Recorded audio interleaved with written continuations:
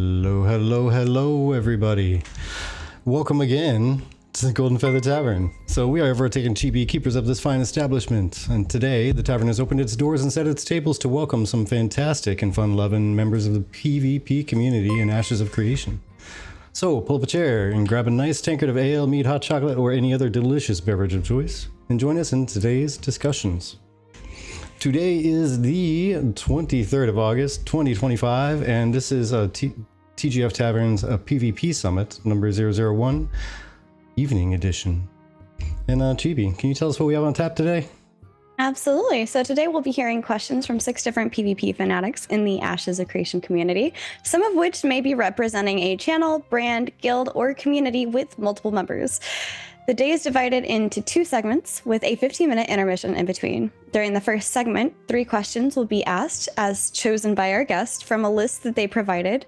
And once the guests present their questions, each other guest will take some time to give their opinions or facts on the matter. After all 3 questions have been answered by each person, we'll be moving on to the 15-minute open discussion on whichever topic was voted most popular by our guests. You may also notice that we have a little channel point redeem called Submit a Question, and this is where you, the viewers, can become directly involved with today's topics. Don't worry, our trusty barback will remind you about it from time to time. Click that redeem, add your question, and we'll include it in our poll.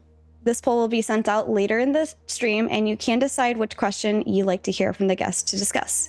This discussion of viewer-chosen questions will start at the number 1 top-rated question and work our way down the list as each discussion is exhausted. This will continue for about a 25-minute block of time. You can change your vote at any time before this deeper discussion begins, so don't be shy, vote early, and vote often.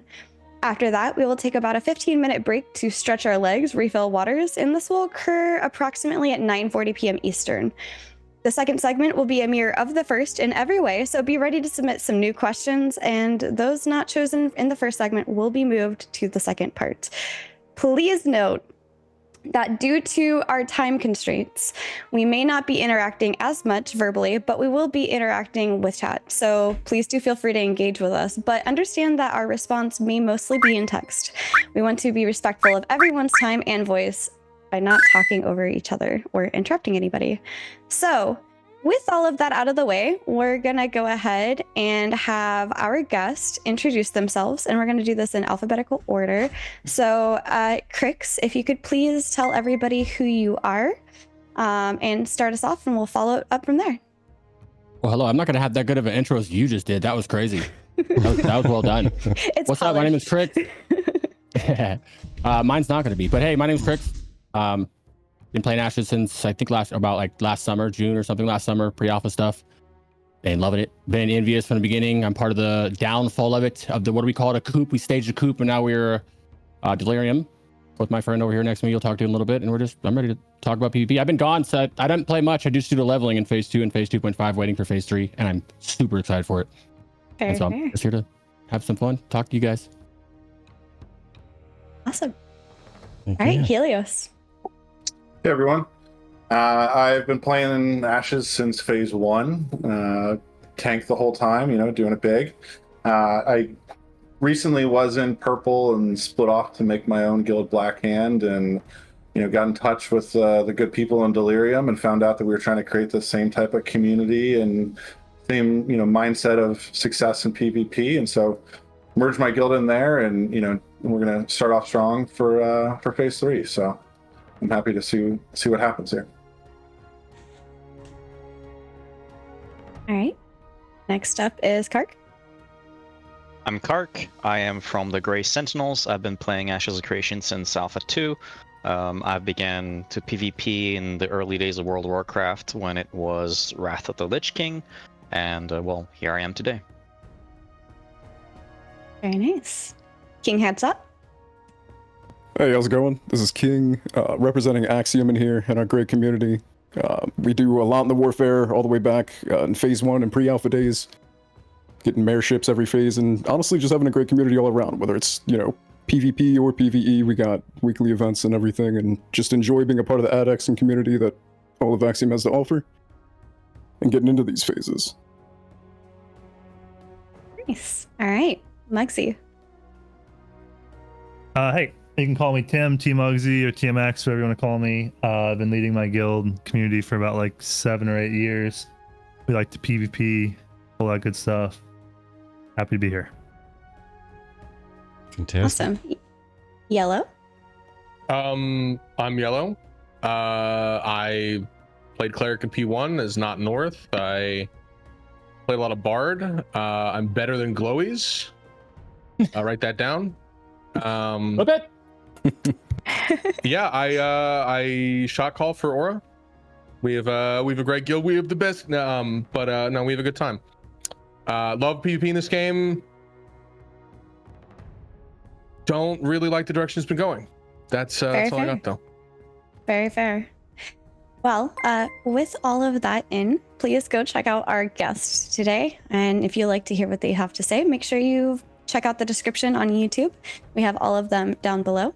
But without further ado, my first question for you guys is, what has been the best part of testing PvP in Ashes of Creation? And Crix, you'll go ahead and take it off. Group fights. Big battles. I would say I'm talking phase 1 early because I've been gone a while. But you guys know what I'm talking about. The big group fights, we're chasing after each other. Mm-hmm. The EPH days, you know what I'm talking about? Living in the past. That's my favorite thing about the PvP is the big. Well, it's half of it because I really like world PvP. That's like, that's like favorite thing about classic and stuff like that is the classic WoW. It's like that world PvP angle that kind of disappeared from world or from the WoW pretty shortly. That's here. As long as they fight back, it's here. And that's what I love about it too, you know? So I guess a mix of that. But I do like the big world stuff, the hunting each other down and you're scouting and your whole groups, everybody do this, do that. And that's like probably that. I would take that first, actually. Yeah, that's peak. Yeah, that's especially as a mage because my job, and I think it's because I am a mage and that's my job in the big AoEs, you know, the flanking and coming in and AoEing. So it's a lot of fun. That's what I like the most. Fair. Helios? Yeah, I'd say it's got to be. I mean, it's got to be world PvP in general is huge. Super happy that this game has it. Not a fan of just instance arenas at all. You know, I want content where you can find someone who's, you know, not paying attention. You can catch them out. You can flank them. You know, you can make things organically happen in the world as opposed to, you know, just facing someone in a small arena and in a closed environment. It's a lot less of a. I feel like there's a lot more skill expression when you have world PvP available, and so super happy to have that. Have been having a blast with it. I wish they would bring back more of the lawless zones in general. I wish we could just do like what Arcade did, where instead of a small POI becoming lawless, the whole node becomes lawless for an hour or two. I think, you know, that plus a couple of you know, a little more incentives would cause, you know, get more people into PvP and have a reason for them to join those regions. So I'm enjoying it, but I'm you know, looking for some improvements. Fair. I think Kark is next. Yeah, Kark.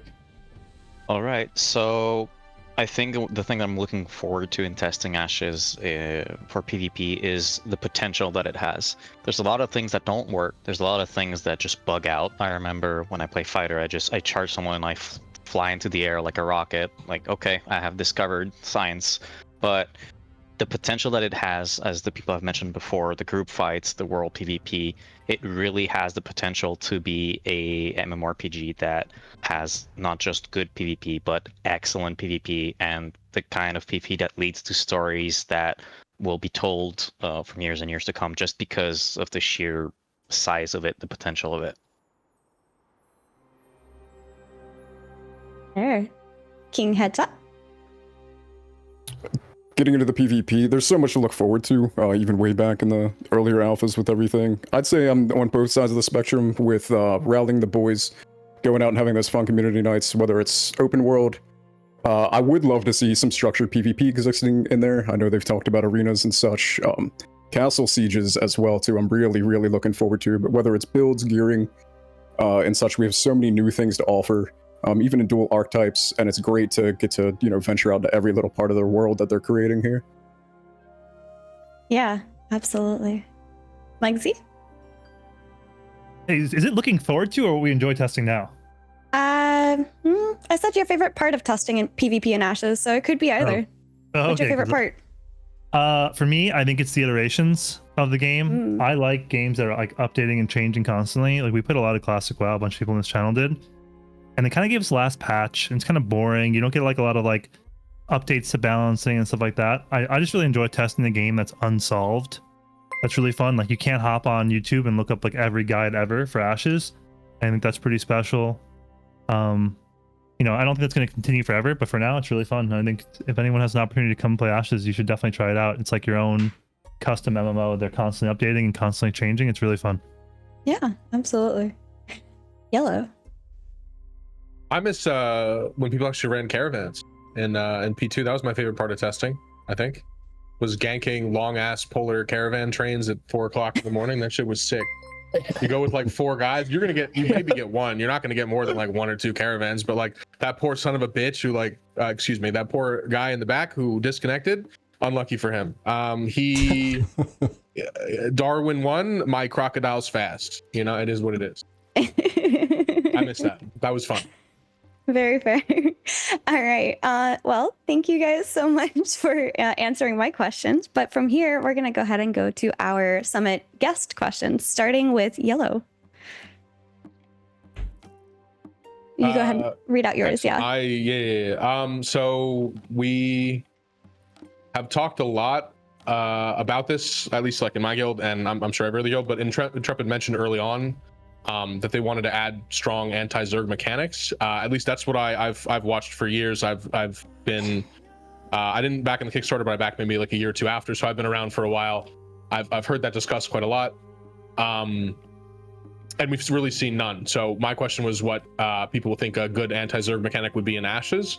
I have a couple answers to that. I'll try and keep it short. I think the way they want to do it is just by kind of spreading everyone around the world, which I don't think it's working too well without like a very fast travel system. Not fast travel, but like a faster traveling system. So I don't think it works too well. It just makes people log out because there's not enough content. I would want to see...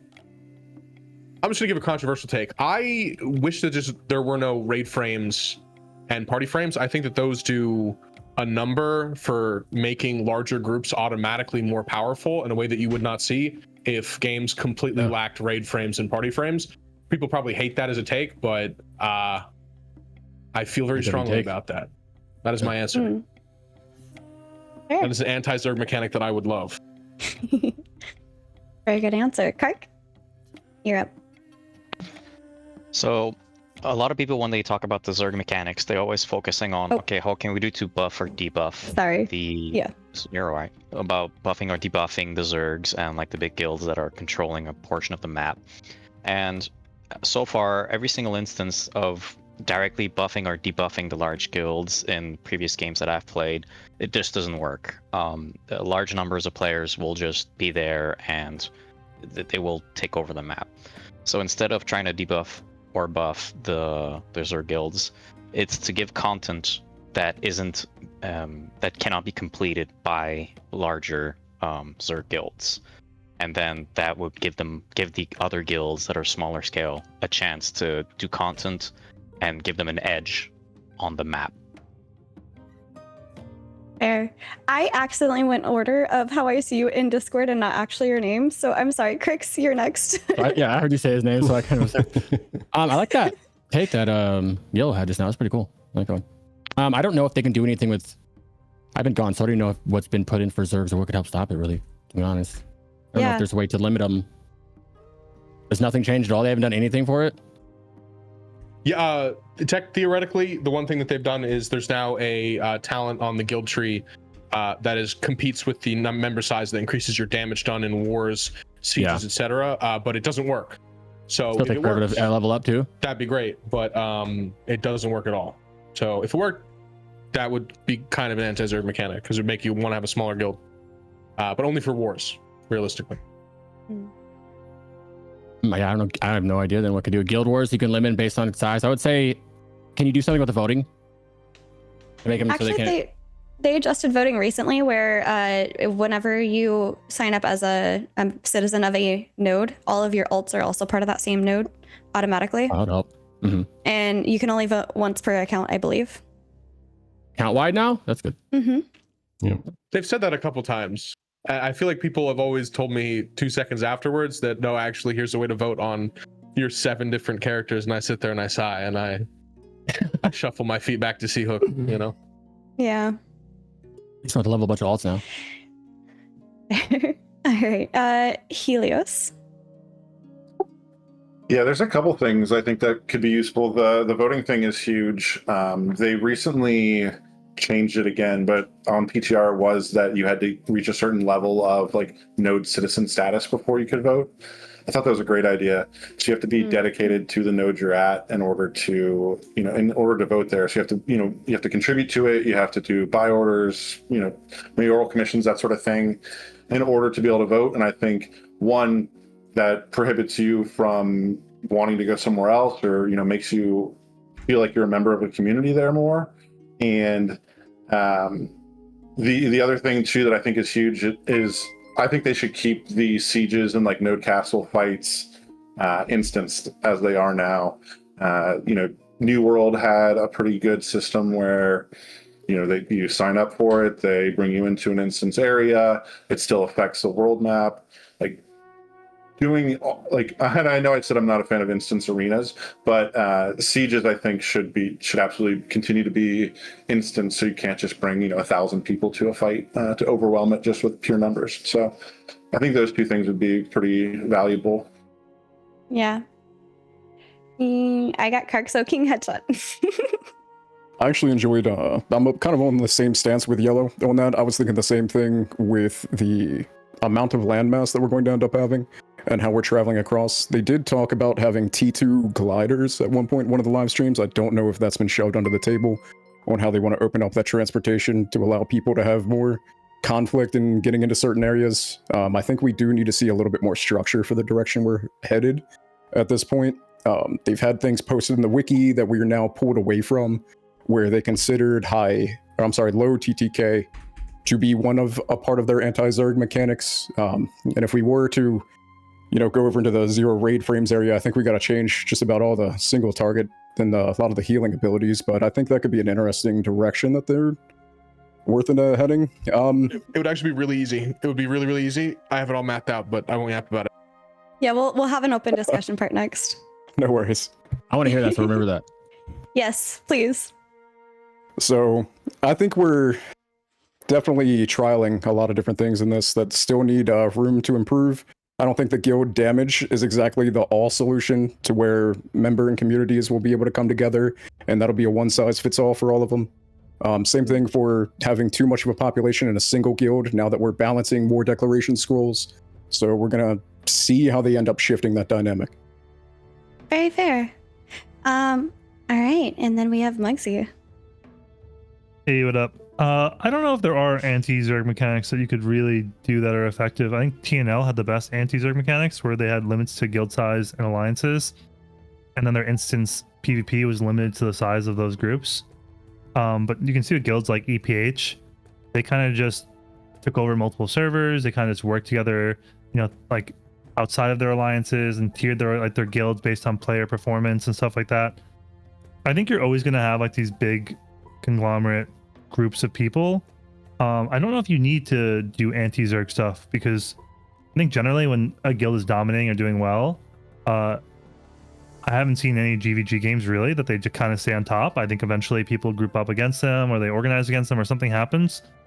I think the way that Intrepid's looking at it with the guild buffs, like where you can have more players in your guild, or you can get more damage, or you can get more like crafting buffs and stuff like that. All that's going to happen with that realistically is people are just going to make guilds that specify, they specify that, like, Polar 3 is going to be the crafting guild, so we're going to put all our points in crafting, or Polar 2 is going to be the guild that does sieges, so we're going to put all our siege players in there and boost that guild. Like, we're going to do whatever it takes to have the most meta advantage. I think it's not worth putting effort or time into. I think you just cap out alliances and guilds, and if people go beyond that, which they probably will, and they find loopholes around it, just let the game kind of solve itself. I think people will kind of solve their own issues. I don't know. I don't actually know if you need anti-Zerg mechanics necessarily. Just don't make it. It's not really worth people's time. Like, you're never going to see a group of 10 people going out to farm, one tree, right? It's not worth their time eventually. So they'll eventually stop doing it. I think that's my opinion. Yeah. Fair. All right. Helios, I believe we are on to your question. All right. So my question is, why do you think there's a stigma from some in the community around killing caravans and boats? and how do you respond to those people? And so, my own answer to that, or, a little elaboration is, I was in a guild called Purple, and we had no alliances with anyone. We'd attack anyone. And so I've had a fair amount of time killing many of the people, like Polar, Aura, everyone on here. I've killed someone's caravan from that with no allegiances to anyone. And I've gotten a lot of hate, I'll say, from a certain streamer who will not be named, for killing his boat instead of just killing him and letting him come back to it over and over again. It's like a really weird take to me of like, hey, they're just pixels. You're losing something that isn't real. It doesn't matter. Like, why not just fight over it and have a good time? But it doesn't seem like that is the prevailing thought from some members of the community, unfortunately. Oh my gosh. Yeah. Okay, so the next person to answer, and this time will be Kark. Okay. So I think we're all gamers here, and there's one thing that we really don't like. It's to lose. We hate to lose. So whenever someone takes our shit, people are going to be like, we're going to be upset. So when people forget that they lost their pixels and they get emotional, well, there's a response. You need to give them time to live their emotion, and then you talk it out. And that's where the diplomacy comes in with Ashes. When there's guilds that are very good at the game, I'm gonna cite Purple. I remember trying to fight Purple when the TTK was low, and we had our tank, who was fully geared, run up to them and getting 2-shot. What are you supposed to do against that? Well, there's not much you can do, but that is specifically part of the testing, and that's why they're trying to fix it. But at the same time, get good, like practice, get better, and at one point you're gonna look at them and you're gonna kick their ass, and they're gonna say, "Oh no, we need to get better," and then the loop begins. Fair. All right, King. Yeah, I completely agree. When you're signing up to take out a caravel or a caravan, obviously there's smarter ways to do things, but you've assigned yourself to getting hit. I think that you're just kind of in that portion of needing to find an avenue within our community and like the world that they have available to us. But on the same hand, I do think that, this kind of ties into smaller guilds as well. They should be searching avenues for the capability to exist in that direction. They won't be able to hold their own in a lot of that combat. And if any of you guys have played any type of open world game where the player base controls and dictates a lot of what is going on, or the survivability of these smaller guilds and such too, we do have to kind of take it upon ourselves to give them that avenue and go in those directions for them to exist as well. You can kill a server. So while I agree, skill issue on that end, they did opt into it, but there are other avenues that we should be aware of. Absolutely. All set. Mugsy? Yeah, so why do I think there's a stigma from the community about killing caravans and boats? I don't know if there is, at least not with the people I hang out with. If people think that way, then they're just, in my opinion, playing the wrong game. The whole point of the game is to PvP. It's a sandbox game. It's not just PvP, but there's supposed to be risk reward, so it just kind of feels like, stop being dumb. That's part of the game. I don't know. That's just my, that's how I see it. Fair. Spicy take here. Oh, it's Yellow first. Never mind. Just kidding. Go ahead. No, go. My bad. Yellow. Is it me? It is Yellow, but Yellow, you're on mute. My fault. Oh. That's I actually, low-key, I'm kind of with the casuals on this one. Why you gotta kill the boat? Why you gotta kill the boat? Because you're just denying content. I get why you killed the caravan, because you're denying them something. But if someone's just fighting on the boat, wipe them off their boat and then make fun of them and tell them beg for the boat, right? Like make them pay you for the boat. Make it fun. Ransom the boat. Have a good time. Do other shit. Ransom the caravan. It's so much more fun when you bully people. I think when you die to someone while you're attacking caravan, you die. If you walk up to the person that killed you in the caravan event, you should have a 5-minute debuff on you. That when you get close to them, you start moving really slow, and you have a rain cloud over your head that starts raining. And then when you walk close to them, you literally kneel before, and you literally can't attack. You're just as an anti-Zerg mechanic for overwhelming caravans. So I think the casuals would be more fun. I think there should be more angles for them to win, and there's so few angles for like a normal Joe to win a caravan. He's never gonna win. There's no possible angle for it, and that kind of sucks. There should be some angle for him to like sneak a route or do something. It feels like there are none. So I get why people are frustrated. They should be able to play the game on some level. It should work. There are ways of making it work. Very fair. All right, now it's Crix's turn. Spicy take. I think that if you play a PvP game, buckle up, especially on high waters. But I will also say at the same time, I'm not one of the people who go do that to them. It's a PvP game, so I know it can happen to me. I will say that don't be a piece of you know what, and leave the guy who's alone on his ship. That kind of makes sense. But part of the game is that you sign up for it. In my opinion, in this game, the people who get mad, there's a corruption thing for a reason. If you can't get mad, it's a PvP game. Period. Point blank. I'm sorry. And there is a way around. I think there is a way around the casuals doing it. It's called getting in an alliance with other guilds and stop trying to be. I don't care about the 2 people who are sitting here on the water trying to do it without a guild. They can find a guild and do it. You know what I mean? Very fair. But there's a lot of people who have those smaller guilds that don't want to get into a bigger guild because of whatever reason. But then that's this game. Until they do something about that to help those people out, that's this game, in my opinion. Yeah. And just for someone asking, it is a PvX game, but these 2 things that we are talking about specifically are PvP systems within the PvX game. So engaging in these definitely include some PvP. So full PvP, okay. I mean, the game is a PvP. Like there's the PvP, like you can fight wherever you want. Yeah, I understood what you meant. Absolutely. That's just a sensitive topic in general about it being a PvP game versus a PvX game where you have open world PvP. Semantics. Anyway, we're going to go into Mugsy's question. But before we do that, this is your last chance. We have about 10 or so minutes before we take away the option to add your question. And we will add in for you guys a straw poll to vote on which question you want our chatters to talk about. So Mugsy, take it away.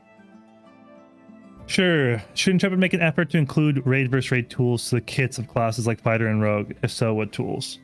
So I think we have a lot of experience with sieges coming from Polar. I think we have probably the most sieges in the game currently. You don't get to see a lot of fighters in sieges currently right now just because they don't really bring anything special. I'm actually hoping to see the meta change a bit as these nodes get larger and there's more small scale going on. I think as the node gets larger, you're going to see more fights at different gates and stuff like that. So I think the fighter becomes better in those small scale, avenues and whatever. I think the rogue, also is okay right now. I think it has its purpose, especially with how you camp graveyards and recap and stuff like that. But I think the fighter does need adjustment. I would like to see, fighter get maybe like an AoE stamina drain, or maybe like a small 2-second immunity where they can dive backlines and really cause interruption for like clerics or something. They don't need a lot of adjustment, just a little bit of adjustment in large scale. And also they'll improve hopefully as latency gets better as well too, just because they have a lot of issues with being able to hit their abilities currently. There's so much desync in these large scale PvP situations. But yeah, I just I want to see what people have like for ideas for class changes and how to make fighter and rogue a little bit better out there.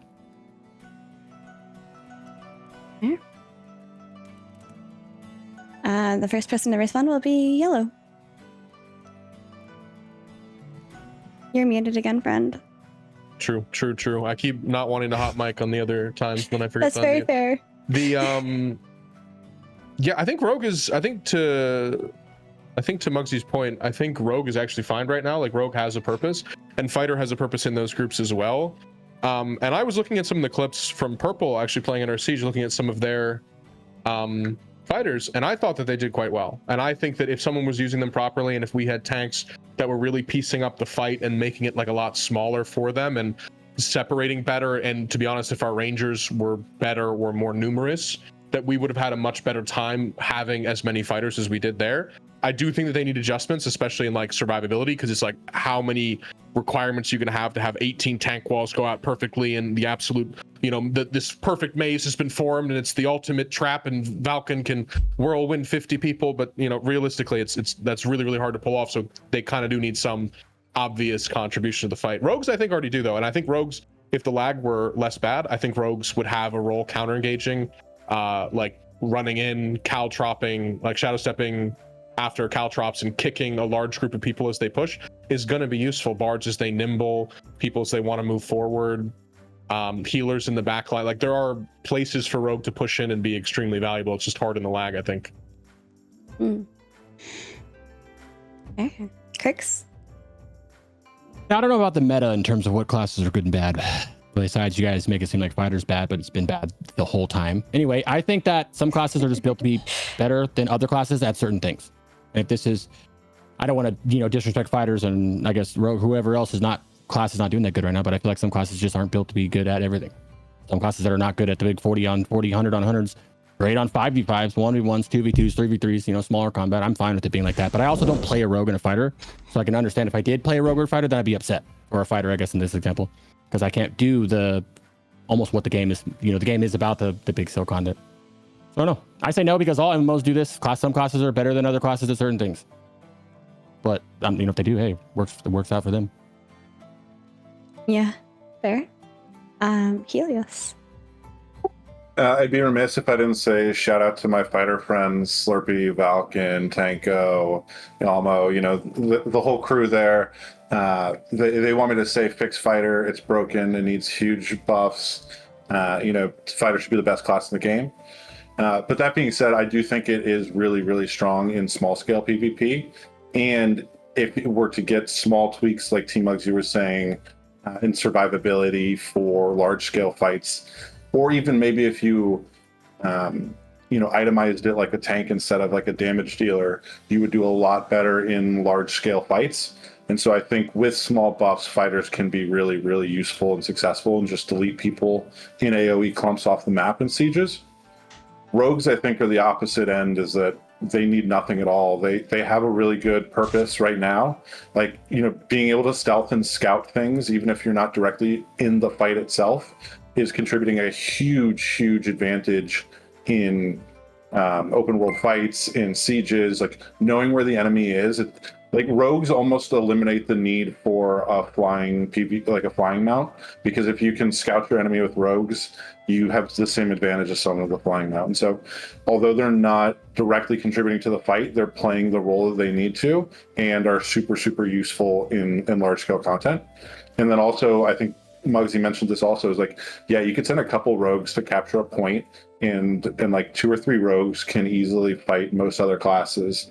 And scale off of each other really well. And so I think rogues are in a really great spot right now. Can I chime in really fast before going? I think also in terms of making something work, all you need to do is give fighter like a battle shout or something. Give him one more thing that just gives everybody around them something. Give him like a short, not vine field, but something short. Just give him anything small. You can even make it a town or something and cap it to where it needs to hit a certain amount of people to be effective, so they can't use it in any other content, and then boom, you're done. Your battle shout needs to hit, however many people to make it large scale, and then boom. Kark, your turn. Right, so I play a fighter, and I would say that from what I've seen of many people that played a fighter, they play it wrong. And we've seen it, so Slurpee was mentioned. I use his videos, I look at it, and I'm like, yeah, see, this works.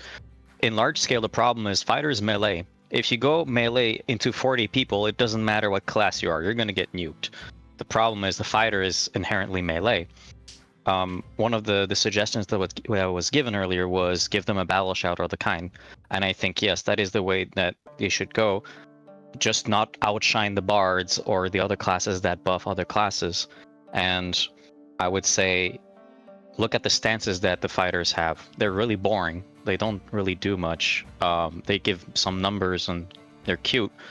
Have them give a buff to the party or to the raid, and make it so that when they use ranged weapons, they get an extra buff, or it procs or something. And already it would give them a much better setting in large scale, because in small scale right now, they're really fun. And that's why I play the fighter. It's in small scale, they're just super fun. And well, in large scale, they do miss out. Mm-hmm. Yeah, I'm gonna end there. Fair. Okay. Just a quick heads up, we're about to close off the ability for you to submit a question. So if you didn't get your question in, get it in now before Vertec closes it. Don't worry though. With like a 2-second thing, that it would be really cool if they added like a Renetta Glask W to fighter, like a passive, if it hit enough people with like that battle shout, where, hey, say you hit 15 people with your battle shout. Okay, you've now activated. If you die, you will live for 6 seconds. And you will die unless you get a kill, and then you will survive at like 10 HP. That would be so sick. That would be the coolest part ever. Okay. I think that would be like peak fighter beyond belief. Is like the coming guys- of the dead. My few seconds left. You guys are about to go into open chat. So if you guys could just hold the banter until then, please. Let King get his viewpoint in. Y'all can go wild, I promise. So King, please go ahead. I agree with a couple of the takes in there. I do think Fighter's Kit has something that a lot of people overlook with their battle cry. He is pretty good in that end. However, I don't think their abilities are rewarded numerically for being able to get up close and personal. I think they have to combat against that range between Ranger and Mage, where they're pretty much full efficiency out of the gate once they get within threat range of another group. But once a fighter's in, it should be a problem. I think just things like draining stamina or anything like along those ends would be a great starting point to offer for fighter, but their damage and abilities should reflect once they're up on you. It's an issue because of that benefit as well. Rogue's in a pretty good place. I'm not gonna lie, this might be a bad take that some people might not agree with. I think Rogue Caltrops would have really shook the game up. The old version with the new updated poisons now, where it would be very punishing to run an entire group across them. I think that would also counter putting fighter in a strong stance as well too. Instead of just W keying and everything that you see, I think having avenues that, besides choke points, that we could see for abilities and set up traps on longer cooldowns would be amazing to exist in the game as well. Yeah, But Rogue does do very well. You guys have 12 minutes. If you guys want to continue talking about the Rogue, go for it. Or your time. I'm gonna go ahead and close off you guys in chat, getting your questions in, and I'll get those in the poll so you guys can start voting on those. But this is officially, I'm giving you guys 12 extra minutes to your 15 for open chat, so go for it. So we're open discussion right now. Your open discussion. Feel free to chat back and forth. I like that kind of your mechanic, but like cheat deathy with it. That was brilliant. That would be great. I think do the most find the most, for me, it's like find the most immersive thing possible that is strong in that class. Like, what is the peak fantasy of that class, and then try and have it fix the mechanic if the class is shit. I feel like that's just barely almost dying. Just hanging onto your life, barely. That's peak fighter. That's like you're in the beginning. That's like the whole. Trying to do damage. You survive if you do more damage, right? Like that's huge. I mean, it's the identity of the class, and just it fails in large scale. Give it avenues to succeed. Where like if you give it, let it have the Viego fucking pentakill. Let it literally just start like kill person to person to person and refresh its passive. And people are like, oh my god, that's a fighter. Shut it down. That's terrifying. that is Valken running at my raid with 15 buffs from 8 different bards, trying to fucking gut down 8 of my people with one whirlwind. CC him. Right? Yeah. Anything that adds a fun aspect to like defensive or offensive balance should be what we're looking at for sure. Yeah. And that is that part. I think people play it wrong a lot too. Is like everyone tries to play max damage fighter, and all they want to do is build damage, build DPS, more strength, more crit, whatever. It's like you are a melee, and so you have to inherently have some amount of survivability to do that damage, right? We were finding when you started building just like a tank did and build mitigation and health, you were still doing way more damage, and you could actually survive long enough to put that damage onto people. And so I think people need to take another look at how they play the class too. Yeah, I'd agree with that. I also wish that they'd work on the block mechanic, because right now the block mechanic is kind of useless. Like you stand there and you just still take a lot of damage. Like it doesn't do much. Not just block. Your stamina to take most of the damage. It's like, oh yeah, thanks. Love that. Not just block, but like shields too, right? There's no reason for me as a tank to run a shield anymore. When it had physical power on it, people were using it. It made more sense. Like you weren't massively nerfing yourself, right? Like right now, there's no amount of the amount of mitigation and block chance that you get on a shield is nowhere close to worthwhile. It's like a really bummer that you can't build tank as a tank, really. You have to build it as a fighter. There's also the damage delay ability that I'm thinking about from League of Legends. There's an item that it takes 30% of the damage you took, and it releases it over time. Yes. Yeah. Instead of just well, you stagger. Stagger as well. Stagger from WoW. It's the same. Yeah, it's a similar That's mechanic. sick, actually. I That would make a lot of think they sense. would benefit greatly from something like that as well. I think that's Yeah, wow. I think it's another brilliant approach. I think the more like I think that one is like a softer one where you're gonna feel it less, but it's gonna be, you know, it is a lot of soft power. But I think more active, crazy stuff that are like more akin to a Tryndamere ult to Renata Glass W. I think that's peak. I'm so into it. Also, I think with that kind of thing, I want to kind of harp on TMugsy's answer to the anti-Zerg thing, given that you are also one of the biggest Zergs. You're like, I don't think anyone should think about anti-Zerg mechanics. So like having siege objectives for 8-mans, like for instance, if you're familiar with the Ion artifact siege system from like normal Ion, you'd have a reason to have like little 8-man squads at the, you know, fringes of a fight, trying to both 1 PvE to secure an artifact, and then 2 hold it from other similarly sized groups that are going to want to fight over an artifact where you would use resources that you like gathered out doing normal things for the siege. You would use resources and either give yourself like a mass heal or a mass stealth, a mass shield, speed boost. It would take people out of the air. So like if someone did like a giant push on you and they were all in the air, because an Ion you could fly and it was over the abyss, you could gut everyone's wings at the same time. I think having objectives like that on the sides, they're doing it with the graveyards, but they're kind of lame with like the buffs at the graveyards. But having more of those is going to make it naturally anti-Zerg, because like, you know, if a group is only strong because there's a lot of people in it, if you make more and more objectives throughout the game based on smaller coordination, you're going to reward those groups that don't want to be bigger and they prefer to be coordinated and they want to kind of dive into that. It's the same thing with raid frames. As much as people are like, oh yeah, look, like, healers wouldn't be able to heal people that they couldn't see. It's like, yeah, why would you be a healer in a game and want to heal people you can't see anyway? I honestly dislike that so much when I'm playing cleric and I have to stare at my frames instead of look at the battlefield. It kind of sucks, and it rewards massive groups just looking at a thing being like, me filled a bar up, instead of taking part in like a battle.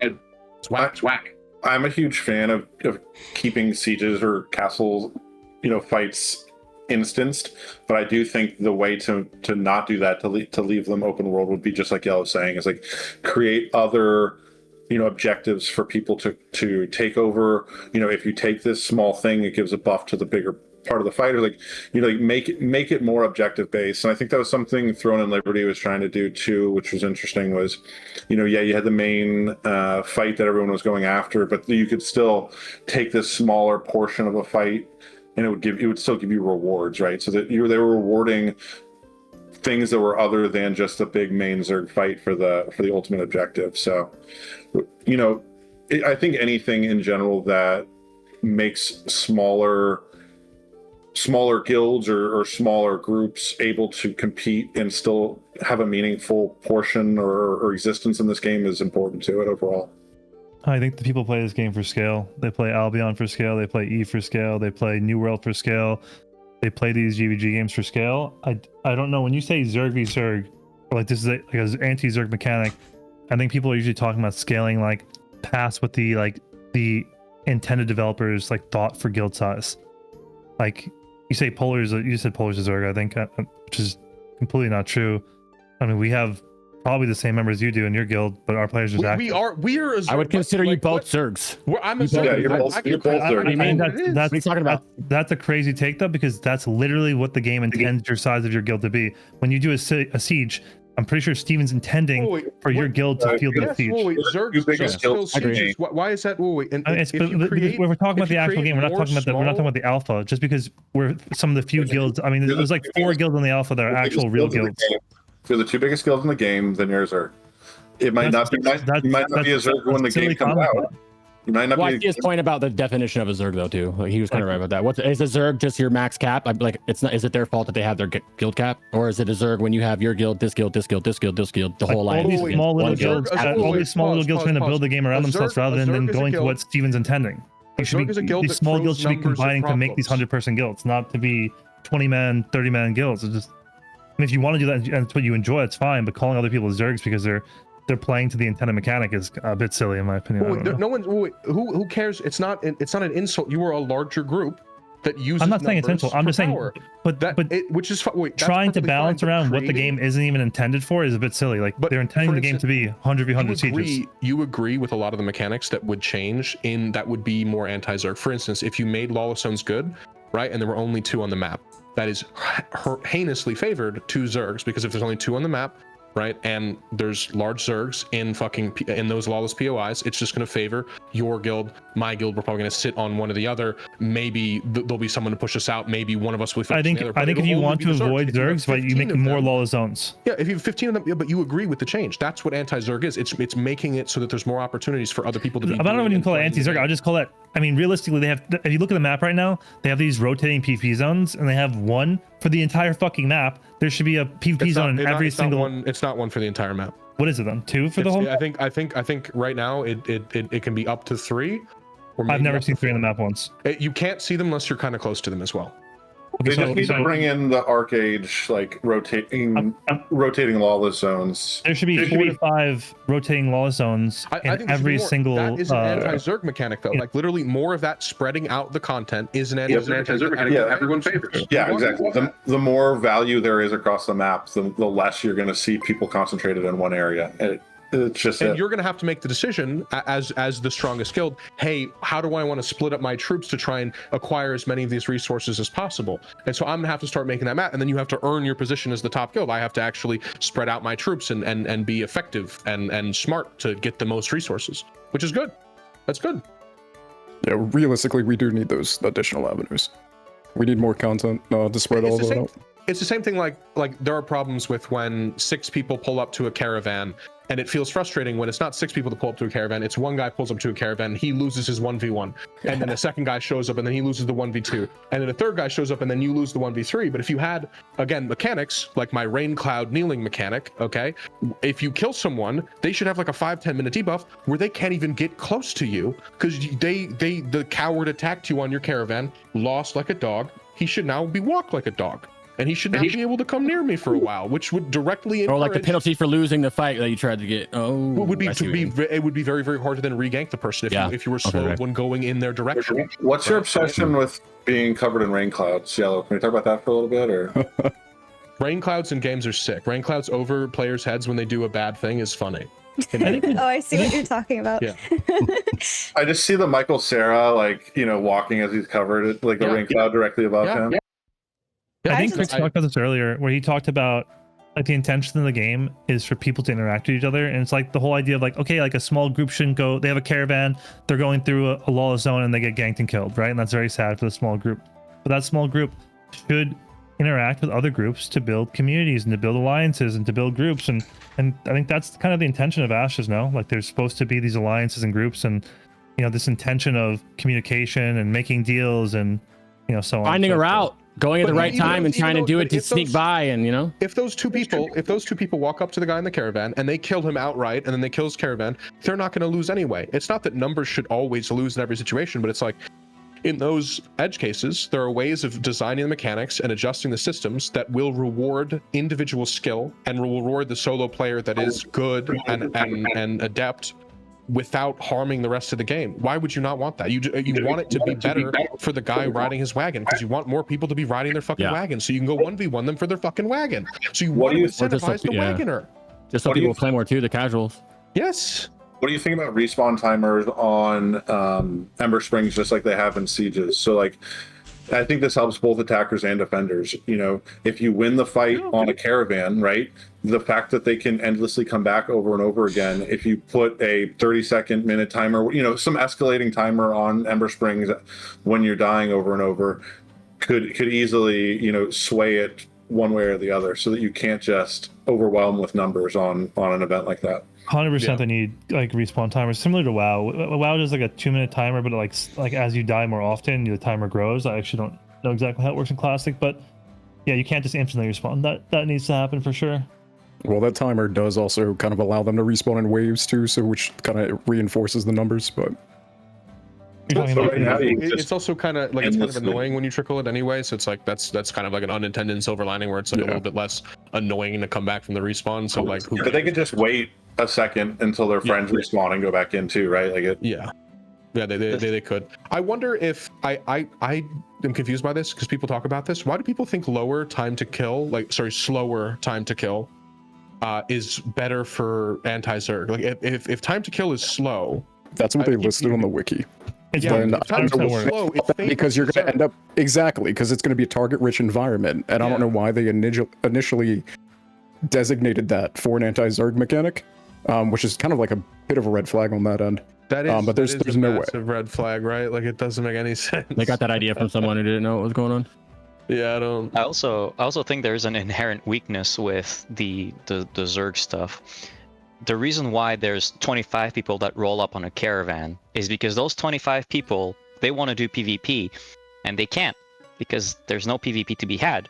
So the 25 guys are like, hey, let's go do something. And they go roll up on the caravan. So you got the dude in the straw hat driving his caravan going, fuck my cabbages. Like, if the 25 PvPers had something to do that isn't just going to a singular caravan, because it's not fun for the 25 guys who kill one dude because they all just go one auto attack on him and he explodes. Like, that's not fun. That's not really content.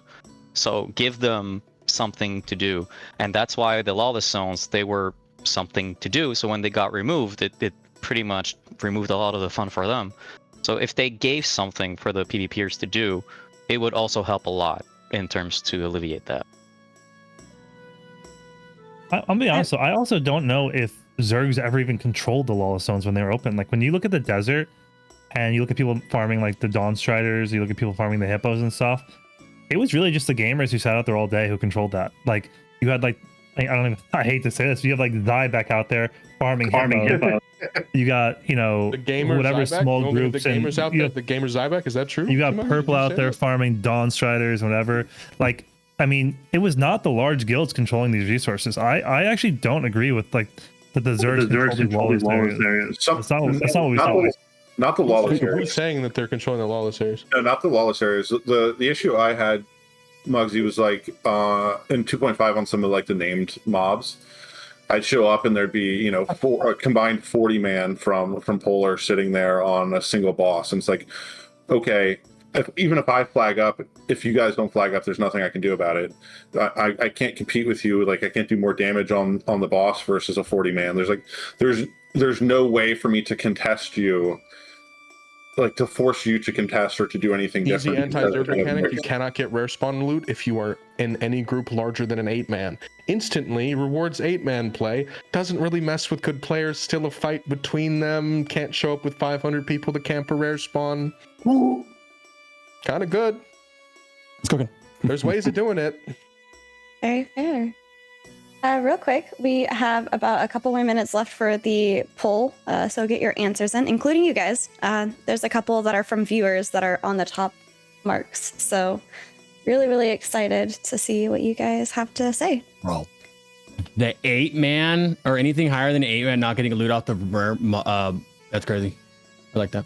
I feel like it doesn't stop them from having another group there and making sure nobody gets in, and then you can do it, but that would waste their time not getting. You're trying to juggle it, but then a good 8-man, even against 40 people, could win, which would be good if we want not to them to be harassed out in the world. Like the CC change is rough, but it would be less rough if it means that like, hey, you're coordinate 8-man, you always have a shot, which is so good for getting people to show up as well. If they feel like, hey, I always have a shot, that's great.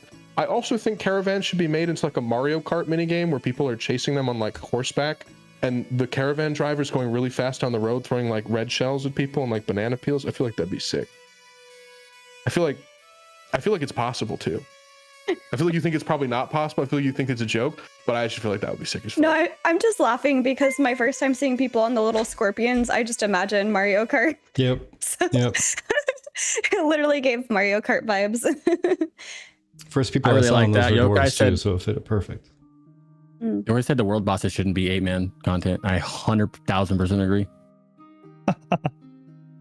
World bosses should be in designated PvP zones, though. Either where every they time, every single dang time. Ooh, caught myself like that. Also, you could have another anti-zerg mechanic, like for instance, like if you'd add to world boss, for instance, is mechanics that, if failed, carry the consequence of things like a chain lightning that endlessly doubles, right? So if you fail a mechanic, a chain lightning that endlessly doubles, always anti-favors the zerg that is uncoordinated, because if you make one mistake, it's much easier to make one mistake when you're approaching it with 200 people versus, and I'm not saying, hey, they should always win, hey, it should be impossible to win this, but hey, adding more pitfalls, giving them disadvantages, because we want, realistically speaking, even as a person that like helps lead one of the larger guilds, I wish all the guilds were smaller. I wish we were all in just like 50% guilds. I feel like that'd be so sick. That'd be so sick. I definitely like the smaller guilds. If they're nowhere in incentive to pick people off the street, fucking put a bow in their hand, say you press Vinefield now. Like if there were not a direct incentive to, you know, literally pick, you know, Strixon has 15 people in a house in Oregon that just play the game. He brought them out of homelessness to play Ashes for Aura. You know, best guild leader on earth. Is it really Oregon though? Yeah, Zion. Yeah, no, 100%. Oh. It's just it.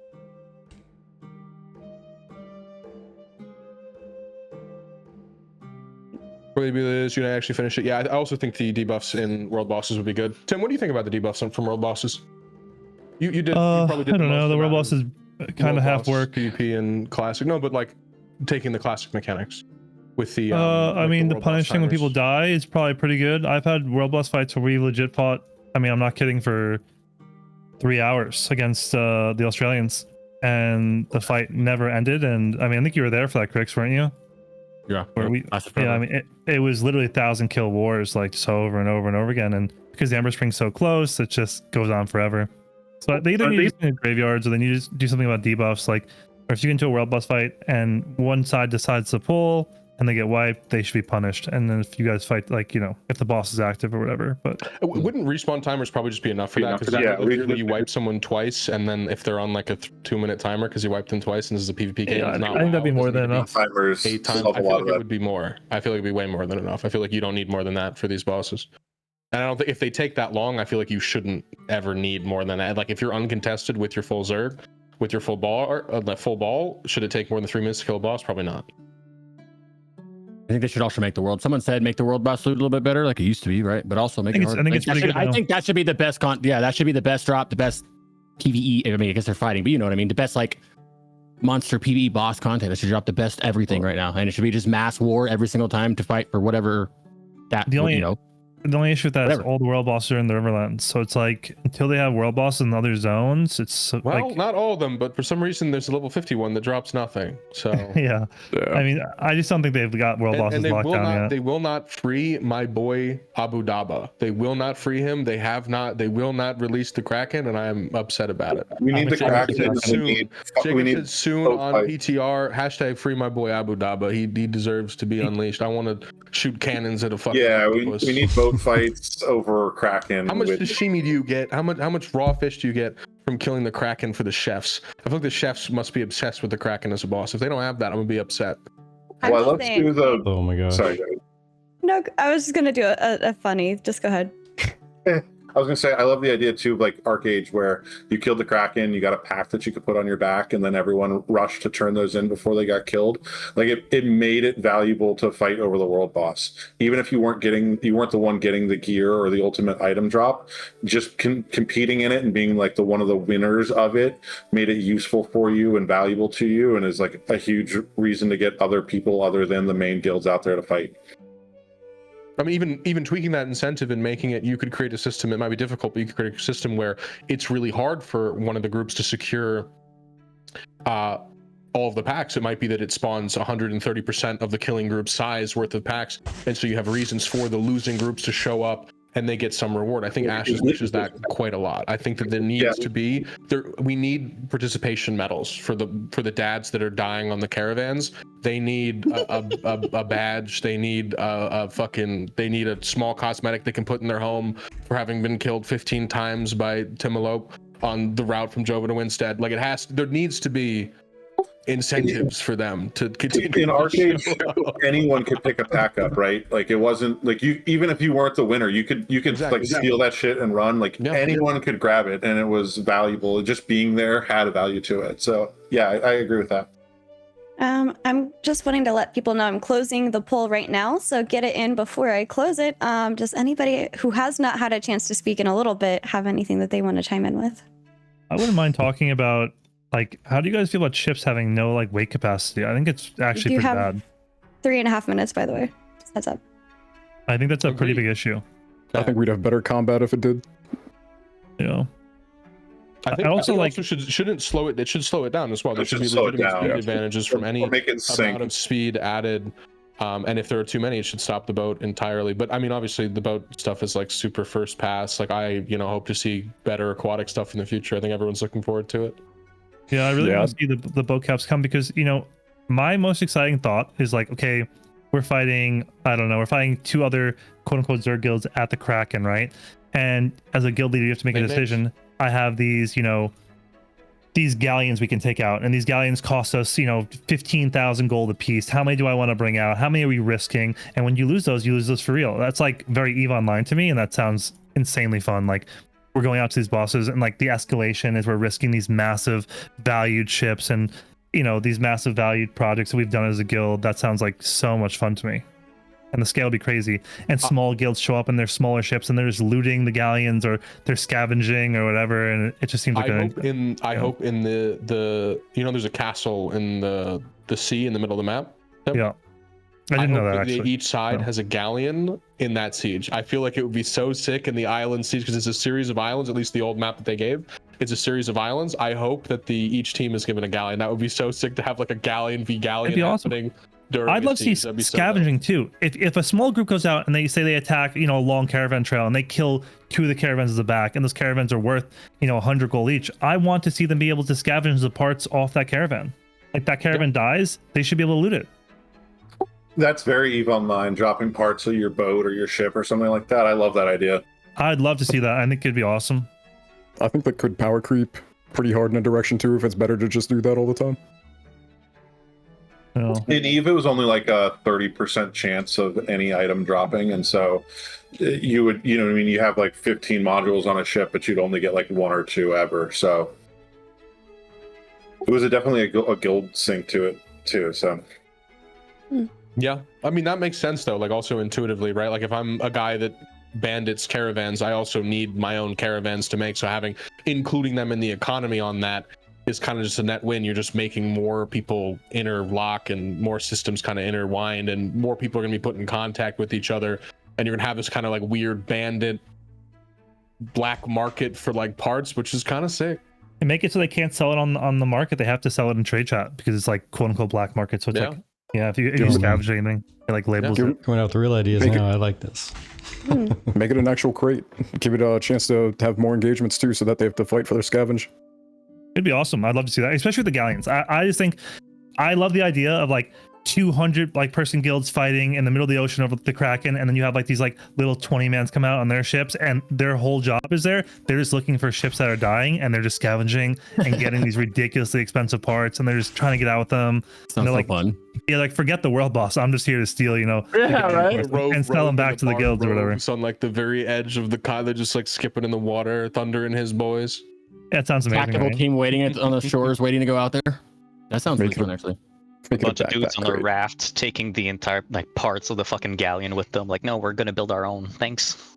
They're carrying away the navigation systems or cannons or something crazy. Because you're gonna have upgraded cannons, right? In the ships, you're gonna have upgraded cannons and nav systems and all these different things on the ship, right? That you're gonna be able to upgrade. Similar to how like the caravans work with like you have speed boost and all that stuff, and you can already see the abilities in there. I'd love to see that be able to scavengeable or. It just seems like so much more fun for those small little guilds, and they have a place to do so with that. It'd be awesome. And I think they can do that with objectives as well. Like if they give us real like big lawless zones with like lots of objectives where it's going to be like you're in like the very deepest dungeon, Tim, I might be in like one of the other depths of the dungeon, and the casuals are on the outside farming still valuable resources, and we might clash, and then they might try and pick up the scraps of the battle that we were in. It'd be awesome. Very fair. All right. So thank you guys so much. That was a great conversation. I liked listening to that. we're going to move into your the viewers' chosen questions for you guys and submitted questions. Thank you, by the way, Hori Minoshi. Thank you. Cheers. The first question is actually from TMugsy, which isn't really a question. It's more of a statement. Rank the top PvP guilds in Ashes. Oh man, here we go. Oh, I It's hate gonna that. get salty. I've been gone for a couple months, but I'm gonna say Delirium. But go ahead. Hey, just kidding. Go ahead. Speak. I'm not gonna have. What I'm saying is I'm not gonna have a thing for this one. Go ahead. Who's starting? Start. Are we it's going still- round robin on this one, or are we? We can just... do That was run robin full or open whoever chat. wants to answer. Yeah, you can open chat it if you want. Just make sure everybody has a chance to say something. That's all I ask. Yeah, I'll start. since it's my Yeah, question. I have nowhere to no comment. I don't remember asking this question, but I must have, I guess. So I'm obviously gonna Chat say. asked it of you. I think the chat Oh, okay, is a okay. question from chat, right? I don't know. I'm gonna Yeah, say some of Polar these- is probably the number one What? PvP guild on the server, and I'm gonna say that because Shocking answer from When- you know, when it comes- Holy. it comes to Fucking sieges, I think we have the most wins in those. From small scale, I think we do pretty good in that scale Alert too. the I press. think we're pretty organized. I'd go number 2. I mean, this is actually kind of hard for me to pick because I think there's actually a few guilds that come up. I would say number 2 Bet in chat. Bet in was chat. Bet in chat. was Dopamine actually, or I mean when it existed, and then after Dopamine, I would have said Envious number 3. I'd say number 4 probably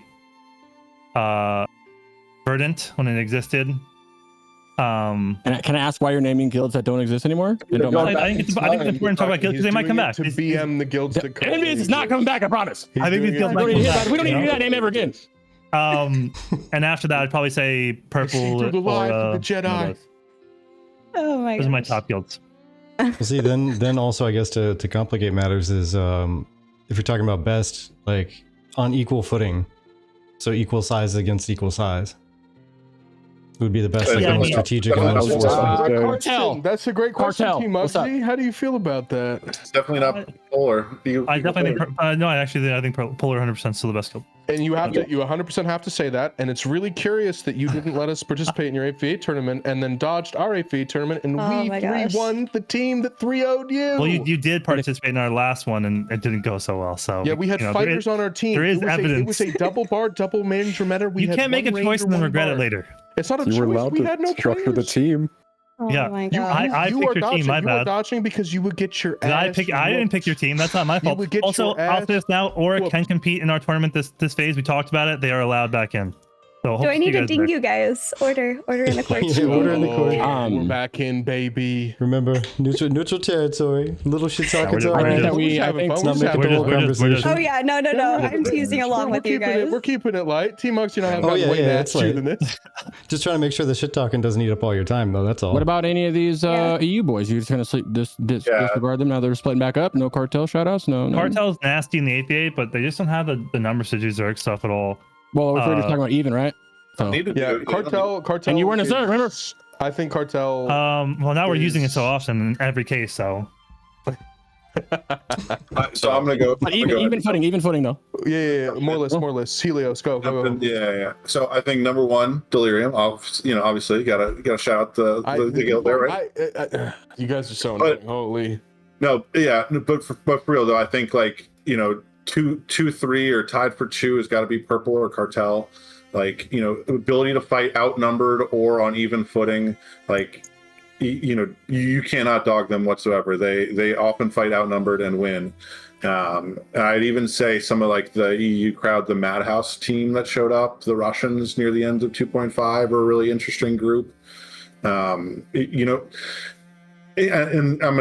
I'm gonna say this, you're gonna hate it, but I feel like the larger your guild is, the inherently the worse you're gonna get, because you're gonna start accepting more and more players that aren't necessarily of the top peak PvPers.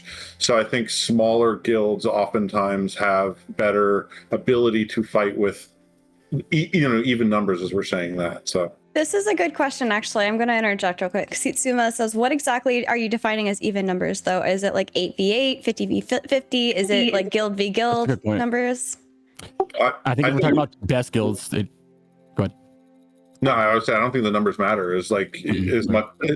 I have fought people 4v4, 8v8, 20v20, 40v40. Like, I have won fights with 15 people versus 35, right? Like, if you can win those numbers with that few numbers, I think that you're a superior player. I'm gonna be honest. This is a kind of a hot take. I actually just don't think Ashes is that hard of a game yet. I don't think that without the secondary classes, it's pretty simple. The skill set ceiling isn't that high. I think that. I don't think that's hot of a take. I generally agree with you. I was gonna say I don't think the game offers enough structured PvP or objective priority. The closest we have are the node sieges, and even then, we're getting a little bit more love into that. But like castles, way back when in the castles had a lot more objective priority to put onto the map that really restrains guilds and shows where they shine. And I think we need more of that. Mm-hmm. I think the same can be said about the PvE stuff, though, too. Like, PvE is not exactly in a harder place either. Yeah, there's no crazy raids. PvE's in a worse. It just doesn't have the depth yet. There's literally nothing there. Yeah, I don't think we're gonna do much with that, to be honest. With the secondary classes, like we should get hopefully we get 20 to 30% more abilities and interactions, and then we get more depth in the actual classes, and you hopefully see more depth in PvE too as it gets less bugged, and we're still definitely in an alpha for sure. If they just add what they think that they want to add, like based on what we've talked with them about in the sieges and stuff, like if they want to add destructible walls and siege weapons and all this other stuff, that will be enough complexity even with the classes as they are, so long as the back end works.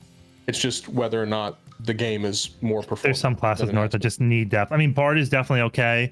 I think Cleric could use a little bit more. Ranger needs immensely more. Mage needs immensely more. It does, but it's mostly, it just feels bad because a lot of your abilities don't do things, or it hasn't had a pass in literally 2 years.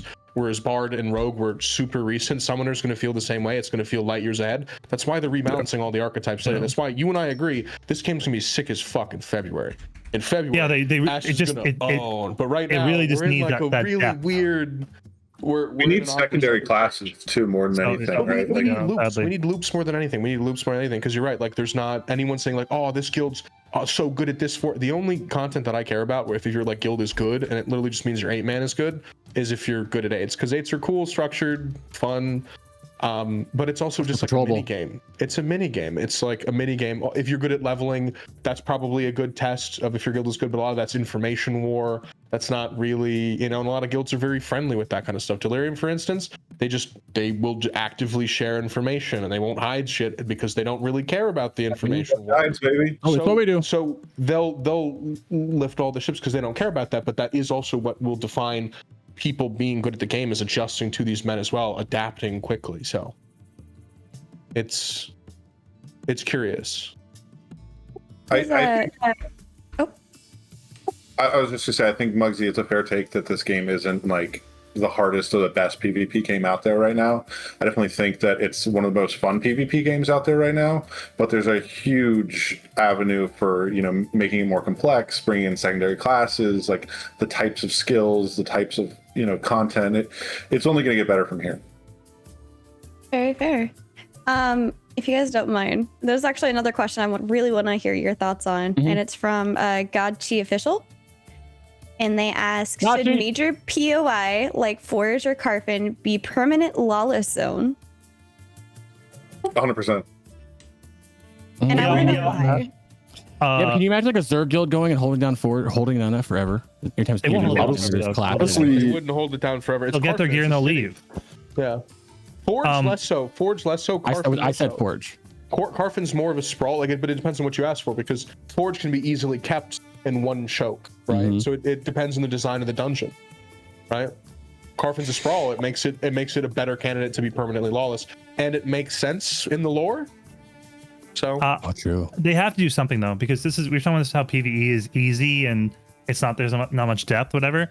The issue with PvE for me, and you want to know what the worst part of Zerg is in this game right now is, hey, if I find a PvE boss or an encounter that's hard, I just can keep throwing more and more people at it until it dies. I really don't like that. I don't know how we can fix that or make that Are you talking more rare bosses types, or just Forge, for example? You don't even get to enjoy Forge and do the bosses, because everyone goes in there with a raid. It's just I've gone in there with 8-man stuff and had fun. 8-man were the limit on a lot of those bosses, right? You could create 8-man. They need to do that. They need to do something, because right now people just Zerg the PvE. Why they don't? Because the PvE, they gotta worry about other things first.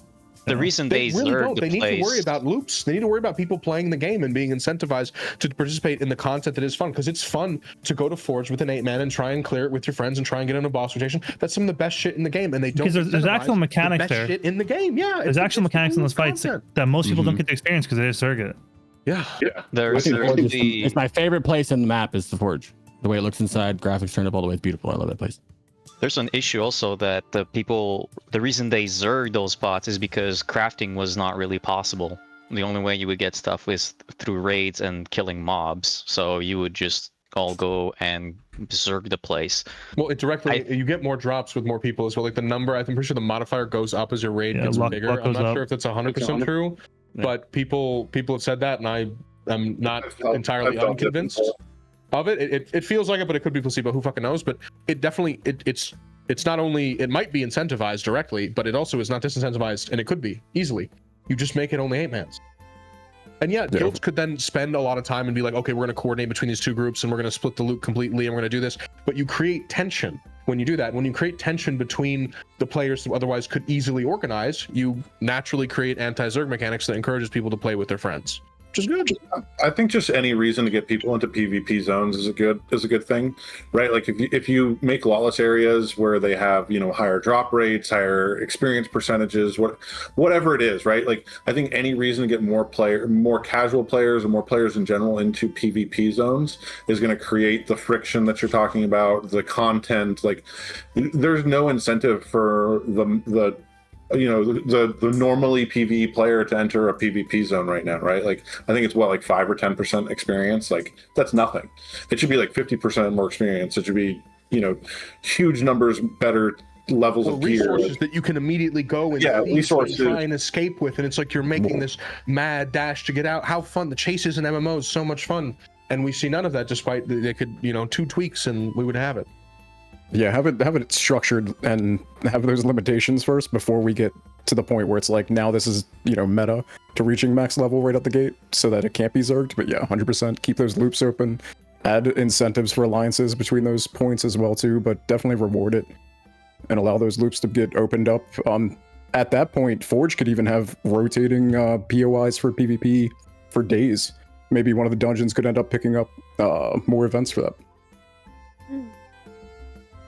There's also the fact that corruption isn't really complete right now. So people if you want to PvP, you go to a law zone or you do I hate caravans. when people say that. That means that doesn't mean anything in English. And the rage of 1,000 years of MMO darkness washes over me. What does he mean when he says that, though? Can anyone explain to me what that means? What will corruption look like when it's tuned I think of it like Arcade. You could kill people and there could be sometimes no consequence. Like you could get away with killing a single person. But Steven constantly says red is not a viable state. You can't get away with this. It's never going to be incentivized. It's always going to be directly disincentivized. And that's what we see right now. That's exactly what this is. It's a punishment now. It's like way overtuned. If it's less, how is it overtuned? What's overtuned? What would you undertune? Because I think you should be able to, and I think he's talked about this, is like you can kill one person without dropping any gear. It's only after you kill multiple people that the higher levels of blight and corruption start to stack up, and everyone's just gonna be killing everyone. That if my 8-man can kill 8 people at a time and then just go clear the corruption, they're just gonna do it constantly. That's not necessarily bad. That's not necessarily a bad thing. Casual, it's gonna be murder fest everywhere all the time. I don't think that's necessarily a bad thing. There's that, and there's also the way that corruption is cleared. Right now, I don't know of anybody that actually cleared their corruption by farming mobs. The only way that people clear their corruption was having someone out their guild kill them, and then looting their gear. And that is something that I've experienced. Did they change it? Because you can kill mobs, I've farmed it off. I've farmed it off before, too, but I don't know if you... That was literally in P1. Originally, it was like 11 hours of XP worth. It was long, and you can only farm it up to level 1. You couldn't actually get the level 1 off. So we were like corruption 3 from killing a bunch of people at church. And so we went from like 3 to 2 to 1, but we couldn't get 1 off. You can get 1 off. I mean, I don't know if you can now, but you couldn't too. Phase 2, you can get 1 off. Yeah, I imagine it was taking forever, like actually forever. It was like hours and hours. Yeah, I remember doing videos forever. You can grind mobs for XP to get rid of the corruption, but from what I've seen myself, it looks to be faster just to have your guildmate kill you. Yeah, 100%. like it just takes way too long. Like it's not, and at that point, it's not a question of is it fun or not. It's just the time it takes is just Am I doing this for the next 2 evenings? I guess so. It's, I mean, when did they last balance it, right? Because of Asmongold? Like, Yeah, I think so. let's literally, the last balance was people were ganking Asmongold and sent them off the game, and they just cranked up, corruption to a point where someone could log the Corruption game. 1 was always that, though. Corruption 1 always made you drop gear. We've seen it the entire time. It was at 0-1, wasn't it? It was Yeah. It was a chance to drop gear. It wasn't a guarantee. Was it not a guarantee at the start? No, it was like Oh. it was a certain chance And percentage. then the overtune because Asmongold were still sitting there. That is. Yeah, They I'm cranked up gonna because of Asmon. scream. They also said it was overtuned for the testing, and it's not going to be that high for testing, right? Didn't they say But it that doesn't earlier? make any Yeah, sense. after testing, yeah. Yeah. Why is it? Why would people suddenly be nicer on launch if you're balancing around the Right. not test around the people being mean? I feel like people are waiting for launch just for that to happen, and then they're they not jump going to them. become better people the second there's more on the line. Why the fuck would you?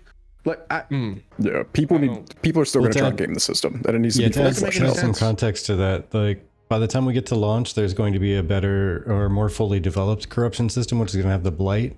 So if you slay somebody and you go corrupt, you're going to have 1 blight even after you clear that off. So the next time you go to kill somebody, it's going to give you more. It's going to edge you closer to getting That's already in the game. worse That's already in the corruption. game. It does that. But it doesn't. It's not all fleshed out properly. That's the If you kill that's too the many thing. So it's people, going to be a like, more right now in the game, gradual corruption thing. If you kill too many people, if you're up too many people, I don't know if you've ever seen this because I don't know if you've ever corrupted on like dozens and dozens of people, but you start going for even an even kill to another person your level, you go to like corruption 2, 3 instantly. But like the blight is there, it is working, but obviously there's no way to get it off, which we'll have to see. I mean, that's the part earlier where you said you didn't know when it was complete. Yeah, That blight, 100%. you're supposed to be able to remove it. Yeah. Mechanics to remove it don't exist in the game yet. So when I Yeah. It's supposed to said be a smoother gradient. Yeah, that's the whole my system that's my doesn't really gathering. work though. Like even if you smooth out the gradient, it still is. Hey, if I corrupt, right, and then I want to try and get away, the people attacking me, I can't even CC them. Right, like because That's white a huge means to me, thing. I can't even. I corrupt. It's so like literally, I'm put in a stockades, and it's everyone make fun and laugh at the red guy who's about to die and lose his shit. It's never good unless you're going around directly incentivized. Now people will do this. We'll run around naked with level 10 weapons and just hit you until you either hit back and then they gank you with their main, or you don't and they corrupt on you with worthless gear and they take your crate. That's the game. Anybody who swaps to their main to do that, you're a scumbag. Just to let you know that. Yeah, seriously. Continue. But there's no PvP in the game. I'll say the other Look thing for about it. If you don't give it to them, people will find it. corruption needs to be less buggy too, right? Like I think we saw in phase 2.5, like you could kill a boat and it would, whoever got the last hit on a boat would cause you to go corrupt. You could kill a mount, it would cause you to go corrupt. Like it was so easy to go corrupt in ways that are like not intended, that it just is so punishing for no reason. You just need to fix that then. And imagine right now, imagine how cool it would be if there were a Dunir rogue right now that was always at corruption level 5 that just killed people in the forge and lived up in the rafters, right? But he can't do that because he has 300 health and he's like a 70% movement speed. But it would be so sick, no one would be mad about it. Everyone would love it. Everyone would be trying to kill the rogue and steal 6 pieces of his gear. He would be a literal loot pinata. Everyone would love it. It'd be sick as fuck. And they're like, nope, actually we have to make this terrible and not fun at all, when it could be sick. Well, I keep going back to Arcage, but there's a whole other like faction called the Pirates, and like if you were part of the Pirates, you couldn't basically like go out of the lawless zones onto land without having some type of punishment for it. But like it created a whole new, like a whole other, portion of the fight. Is like if you were a pirate, you were this like lawless character that was against everyone, that fought both sides. I think it makes it more interesting in the game in general. Very fair. Here's another question I have, because I like leaderboards. I think leaderboards are really, really fun. This also comes from Gachi Official. So Gachi is out here with the questions that I like. Gachi asks, would a PvP leaderboard keep majority of PvP guilds in the current state of Ashes? And I, for one, I just like looking at myself on a leaderboard and seeing how I am doing against other people, even in PvE scenarios or like fun little events. So Yeah. How does that stack up for you guys in PvP? And I will start off by saying they did that in Gloria Victis, where they had a leaderboard, and that was one of the most fun parts of the game. And the thing, Gloria Victis was 3 factions, so you would actually compete with the other factions for the titles of, for example, the most health given during PvP, or most damage taken during PvP, and all of that was super fun, because eventually you would see the names on the leaderboards, and then at one point you would come face to face with this person and it would be like, oh, this is the person I need to kill. And that, to me, that was super fun. Yeah. Are we talking about a leaderboard like if you're in a battleground, you press it and you see everybody's stats? Or are you talking about like a actual go to the city in the town, there's a leaderboard, you can see which guild is the best, who's got which person's the best, like that? If you mean the second one, that would be so sick. I mean, I guess both be sick, but I like Yeah. the that would be second one. massive. Yeah, second one. But also it kind of depends. Like, are you going to do, is it like, how do you, I guess they can categorize it. It's not a big deal, right? 8, 25, 2, 3, whatever. But yeah, I think it'd be sick. All 6 of us are super sweaty. So we're going to want a leaderboard for sure, obviously. Leaderboards are sick. I don't know who wouldn't like a leaderboard. Why wouldn't you like a leaderboard anyway? I would like it to be structured. I don't like leaderboards. Yeah. I'm anti-leaderboard. I am. Get outta here. I am granola. I like less information always. Get That's the out of reason here. why I don't But if you're like- playing a if- DPS, if would you it's- feel the same way? If it's I Bard is a DPS. You know what I mean? If it's purely in-game, I think for stuff that's like innocuous that you can't like cope with, I think keeping copium good for everyone is positive. I think if guilds were aware of how bad they were, like in statistics, I think it would make people more discouraged. And I think it's bad. I think it's good to keep it so that there's less information so people can cope better, and that more things are word of mouth. More things You want people to be able to cope A lot more of than that. I want people to be able to cope more. Yes, I want the bad I guilds mean- to last longer because they can say, "Oh, well, we you know, it was just like a weird fight, like we didn't know," versus them being like, "Your damage was 2% of polars," and it's like, "Oh, wait, all right, that's great. Like, love that."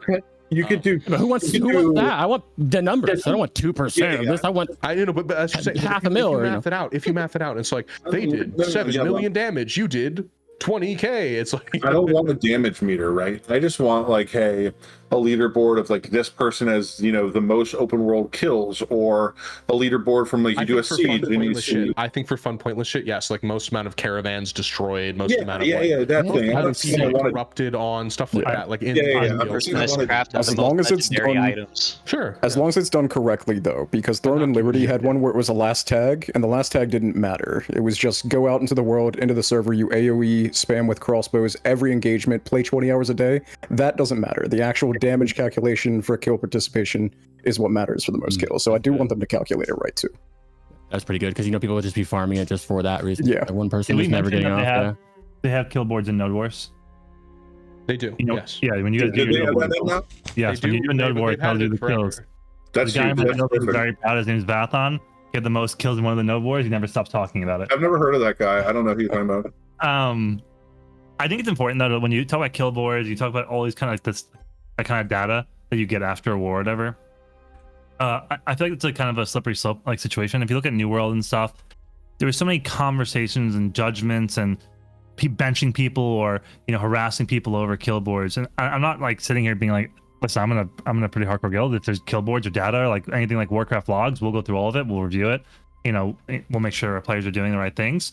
I think for like the community and for most people, I think those are just bad. Like I think it'd be very niche. Now that you're saying it is pretty niche too, because Yeah. the casual don't care about it. And if they do, they're not going to be on it, right? And Like it encourages bad behavior in a lot of ways. Whereas like if you can Yeah. incentivize people to improve in the game purely, it's like, hey, people should only care about playing the game and watching themselves having Yeah. played the game. They should It's not also be gonna wanting to cause go to a- Warcraft logs to go analyze, hey, what was my Mhm. DPS per second here versus Yeah, you kinda looking talk- I at the changed my mind. You gameplay talked me and into being it. like, look, You're your just gonna create a uptime's not meta, good. too. You have to talk to them. You have to be personal with them.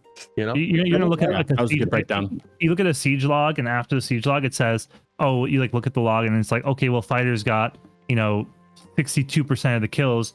What you're gonna see is you're gonna see like try hard guilds are gonna start all shifting to fighters, and people who enjoyed playing mage or ranger or whatever else they bard, they're gonna be pulled off their classes or kicked out of their guilds. And it's like, let people theorize that on their own. Let them Feels theorycraft craft it. better. Yeah, don't And don't help. it also starts moving towards the angle Steven didn't want. That's the reason why I didn't want damage meters, right? You know. So, Well, there's a that's good difference point. between a scoreboard for like kills or caravans killed or whatever that, and like damage percent done. Like that, I think there's a middle ground to it where you can do some of it without doing the like try hard portions that you guys are talking about. Like, I think it'd be sick to have like, hey, in this phase, just making this up, Crix killed 100 caravans. He killed the most number of caravans in the whole like. in the whole world, right? Like that type of thing is there's there's no downside to that other than just like some BS bragging rights. Whereas I totally get what you're saying, Yellow, is like, oh, if there's a damage meter or percent damage dealt, like that type of thing quickly gets out of hand. People can't help themselves. If you give them any data, they will use that to create a meta, and they will define the way you have to play the game. Players will min-max the fun out of the game. Do not let them. That's on. What about like a hammer? What about like a seasonal, maybe not seasonal, but with guild rankings? Just between guild stuff, like someone saying top 5 guilds, top 10 guilds. I don't know what it would correlate to. Most wars, it could be anything, but they have scoreboards. They have siege scoreboards and no war scoreboards already in the game. Okay. And they do have kill boards after node wars and stuff. I think that's probably where they're probably going to do kill boards for sieges. I just really do not give damage numbers, do not give healing numbers. I just wouldn't do that. You're just going to create a pretty toxic environment, in my opinion. And there's people many gonna ways like to create motherfuckers. leaderboards. Like like the second that you put a number in, you're gonna make people only care about the number, and then people are gonna be becomes Warcraft running logs. pure discordance builds, and they're gonna be like, look how much damage I do, and all of it's poke, and none of it's good, and they're the game will get sweatier than it is for throughput. It will be sweatier than it is, that's for sure. And for those that don't, if you don't think the game's sweaty, the couch is pretty sweaty when you're in it, right? So, and to add more to it, we're always down to sweat, but I don't think the majority wants to do that. It makes it less fun to get good. It makes it so that like where you get good is looking at an external website and looking at some guy's spreadsheet, and like that's fun getting to know that guy. But I'd rather get to know that guy grinding and PvPing and getting better the only way that should be the best way, which is playing the game. And so they should really try and people should develop their own metas and their own guilds. They should have their own tech. They should not be looking to guides and leaderboards, and the more you can stay away from that, the better. The better you can keep information as like I go outside of a town and I duel this guy and he teaches me something new. That's how information should be shared. I don't think anyone's having fun anytime they hop on an MMO and they have to read a 12-page guide on how to play their character and specifically play it, and they're not actually learning through playing the game or having fun. It's just, you see that in WoW, and it's just so many guides and so much min-maxing and so much meta. It's kind of lame. I want to bring up this point before I'll stop talking. Something that TNL did really, really well, which I really think the Ashes should look towards TNL for some cool stuff, is they had like I think it was top kill players or top whatever in certain areas would get certain abilities. So like you don't need to show a scoreboard, but if someone has a top kills for the week, they can make it rain in any area they want, or they can make it like sandstorm, or they can turn a lawful zone into a PvP zone, and it's like a 1 hour thing they can do. They can spawn like a PvP zone or something. They had these cool effects they would give to players in TNL that were really, really cool, and they had effects too. Like if you could make it rain, like you could do that during a siege, and it would flood the sewers. So if you were defending, the attackers couldn't come through the sewers. It was just a really cool effect. Or if you flooded certain zones, it would like change how the mobs worked or something. I don't know. Or I think it made electricity do more damage. Opened up content. You could turn a world dungeon into a PvP zone. That type of thing is sick. I love that idea. I think they should do that through the mayoral system. Realistically, I think that they should do I think mayors should have the power to delegate to people a certain power to like turn an area within their within their area lawless, and you can have an in-lore explanation. It literally is the mayor turning a blind eye to what is going down in this zone for X amount of time. That's cool too. And it means that the mayor has more control over what's going on, and having the ability, maybe some of those powers or some of the divine node powers, making it rain, doing these things, like praying to whomever and changing the zone. I think they talk a lot about weather systems. They really want to do that. I think that could be really cool. I think they should tie the lawless transition to a mayor. I think that'd be so dope. I was hoping that there was a purge sound effect somewhere in my Discords, but there is not, because that's what that brought to mind. Just womp. The purge is beginning. Womp. Yeah, you would get notifications like in 15 minutes. This zone is turning to like Steven's middle ones. Yeah. That's what happened in Throne, and I think it was nighttime. Because at nighttime, all the But when you dropped it, it was instant. When you dropped it, it was instant. So in Throne, you could go to like a PvE world boss, which I think Ashes should have both, like a PvE and a PvP world boss. and you could go there and you could instantly make the zone lawless, and then you could just gank all the PvE guilds that are normally there because you were top dog, you were the killer, and so you go with your guild and you go and you wipe them in a situation where you normally couldn't because you're, you know, the top guy. And if a mayor could do that only in world bosses that spawned in his node or in his vassals, would be kind of sick. That'd be cool. That'd be very cool. Very fair. All right. Well, we have like 20 seconds left, so I'm just going to borrow this time to go ahead and let y'all know we are about to enter into our 15-minute break. We're about the halftime of this session. During this 15-minute break, we're going to grab some water, stretch our legs, you know, get the blood flowing a little bit. We've been sitting here for a while. And we're actually going to open up the redeem for getting your questions in again so that you guys can take that 15 minutes to also add in any questions that came up from the first half that maybe we missed.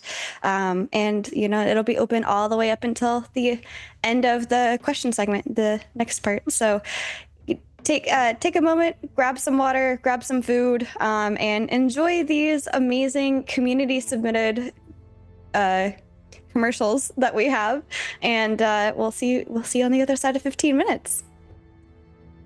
Give me just a moment to get that prepped up here, and we'll be good to go. And great conversation just across our guests and also the chat. Thank you so much, you guys. You guys are doing. I love you, chat. I love you, chat. All right, everybody. See you on the other side of this 15-minute break. See you in 15.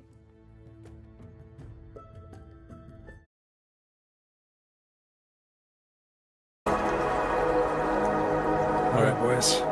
This is what it all comes down to. This is going to be our first real challenge. Boys. You guys ready in about 90 seconds? We're at the start. We're praying, TMugsy. We're praying. And our Lord in heaven, to our man Stephen. Everybody prepare yourselves. We shall smite down the enemy and the heretics on the other side. In his name we pray. Amen.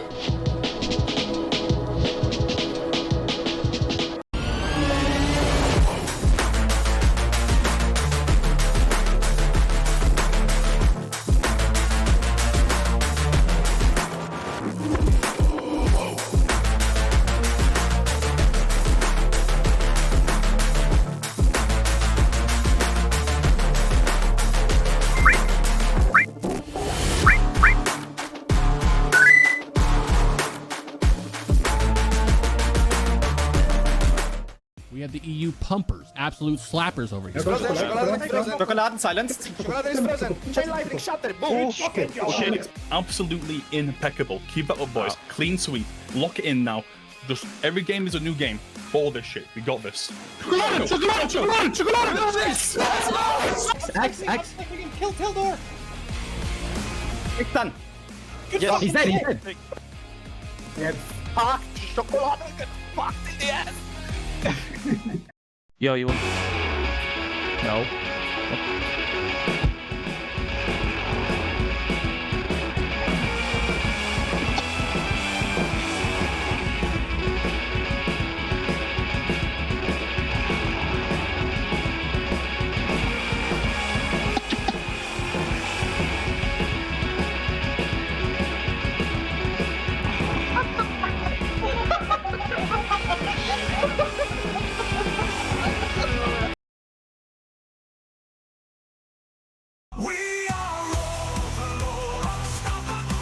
Three, 2, 1. Hard push north now. Overlord's pushing in right now. Keep pushing. We should W key and just finish. Yeah, go. In.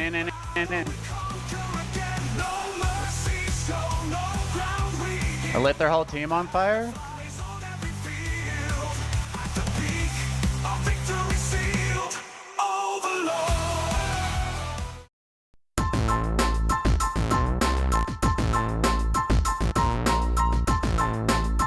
This is a disband angle for them.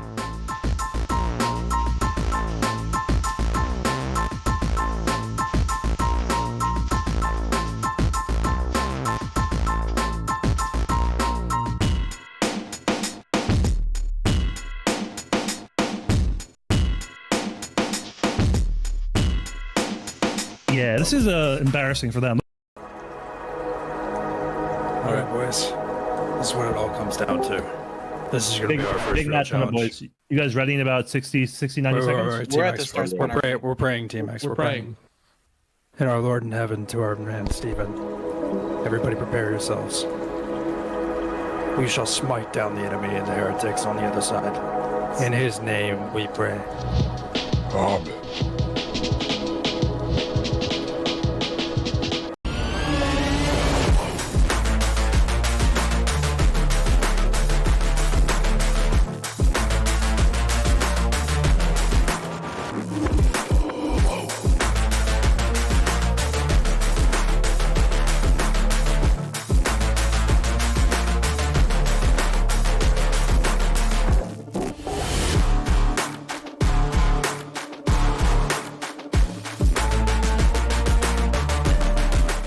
We have the EU pumpers, absolute slappers over here. Chocolate silenced. Chocolate is frozen. Chain lightning shattered. Boom. Shit, absolutely impeccable. Keep it up, boys. Clean sweep.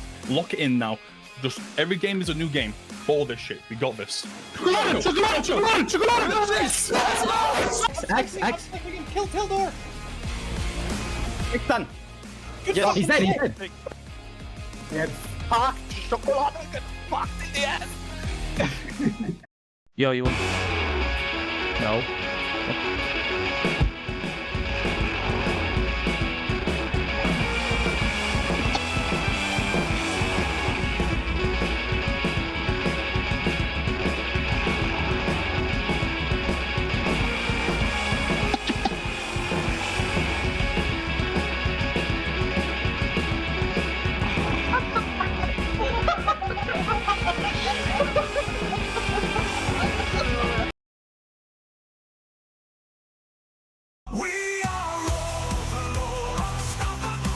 3, 2, 1. Hard push north now.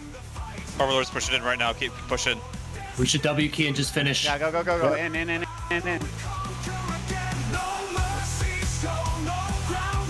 I lit their whole team on fire.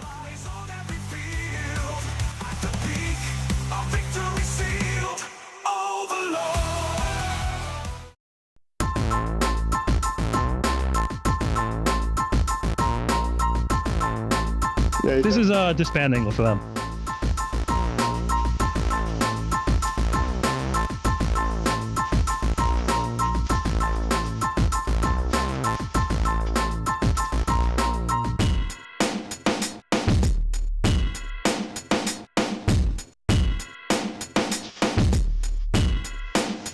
Yeah, this is embarrassing for them. All right, boys. This is what it all comes down to.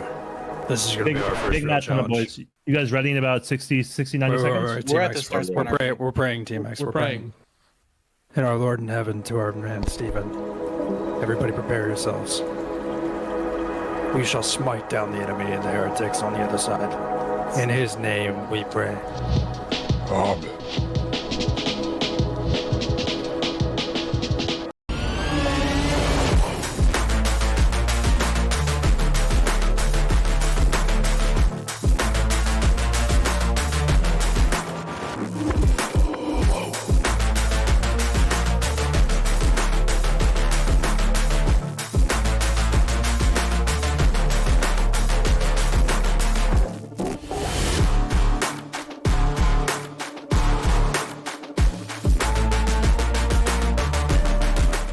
We have the EU pumpers, absolute slappers over here. Chocolate silenced. Chocolate is frozen. Chain lightning shattered. Boom. Shit, absolutely impeccable. Keep it up, boys. Clean sweep. Lock it in now. Just every game is a new game. Ball this shit. We got this. Chocolate. X. Kill Tildor. It's done. Yes, he's dead. Get fucked. Chocolate. Get fucked in the ass. Yo, you want? No.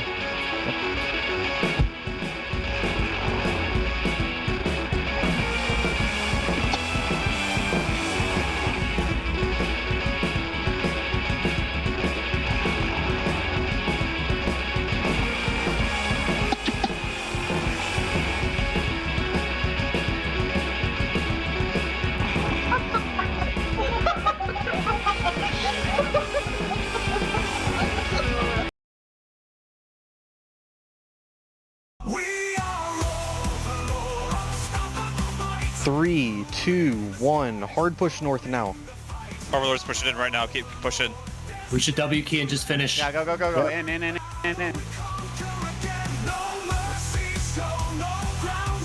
I lit their whole team on fire.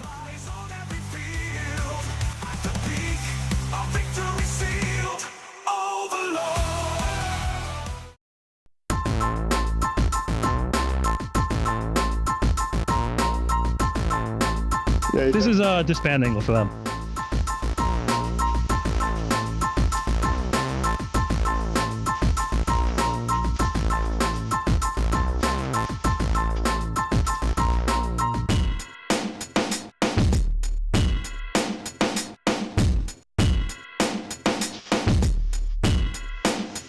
Yeah, this is embarrassing for them. All right, boys. This is what it all comes down to. This is going to be our first big real match on the challenge. boys. You guys ready in about 90 seconds? We're at this first point. We're praying, TMugsy. We're praying. In our Lord in heaven, to our man Stephen. Everybody prepare yourselves.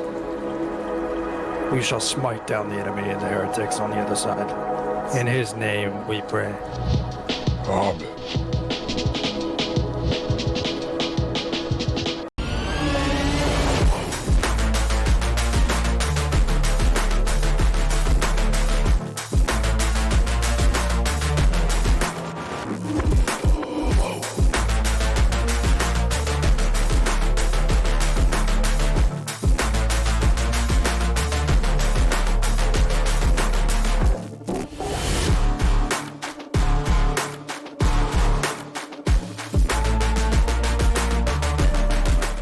We have the EU pumpers, absolute slappers over here. Schokoladen silenced. Chocolate is frozen. Chain lightning shutter. Boom.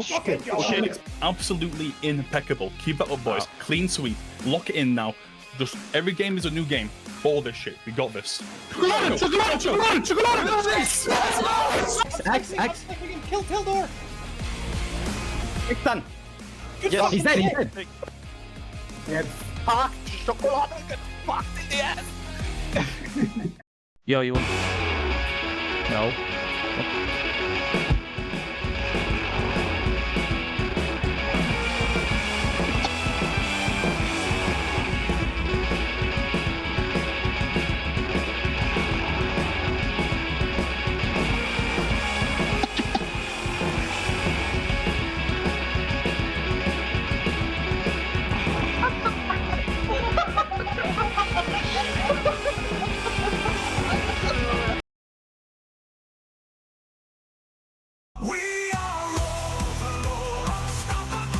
3, 2, 1. Hard push north now.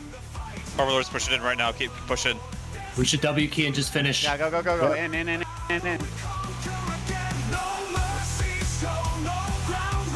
I lit their whole team on fire.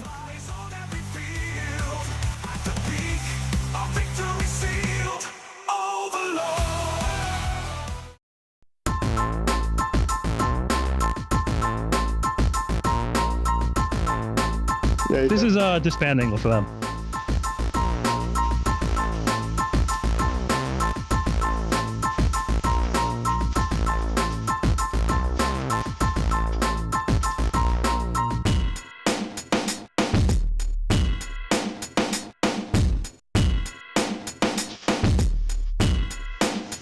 Yeah, this is embarrassing for them. All right, boys. This is what it all comes down to. This is going to be our first big real match on the challenge. boys. You guys ready in about 90 seconds? We're at this first point. We're praying, TMugsy. We're praying. In our Lord in heaven, to our man Stephen. Everybody prepare yourselves. We shall smite down the enemy and the heretics on the other side. In his name we pray. Amen.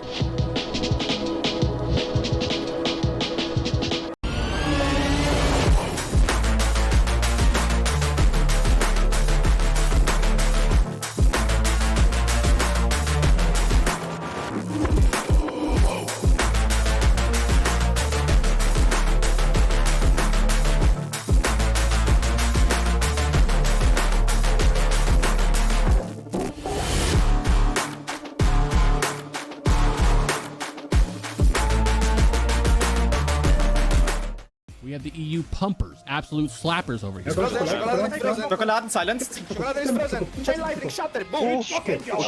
Absolutely impeccable. Keep that up, boys. Clean sweep. Lock it in now. Just every game is a new game. Ball this shit. We got this. Chocolate.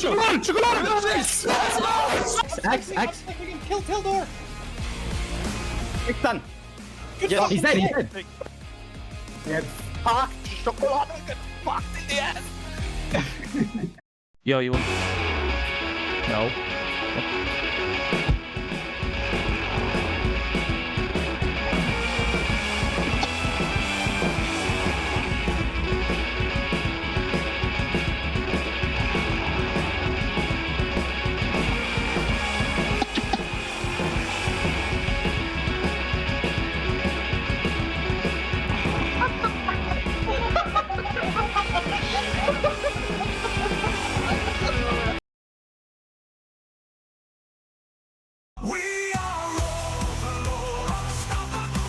3, 2, 1. Hard push north now. Overlord's pushing in right now. Keep pushing. We should W key and just finish. Yeah, go. In.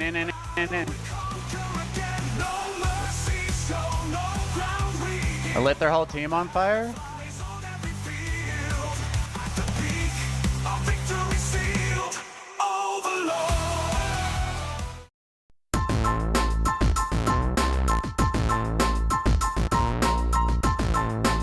This is a disband angle for them.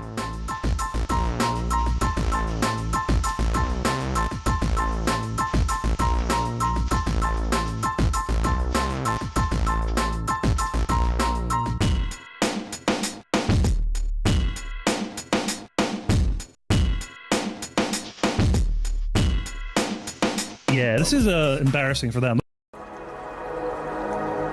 right, boys. This is what it all comes down to. This is going to be our first big real match on the challenge. boys. You guys ready in about 90 seconds? We're at the start. We're praying, TMugsy. We're praying. In our Lord in heaven, to our man Stephen. Everybody prepare yourselves. We shall smite down the enemy and the heretics on the other side. In his name we pray. Amen.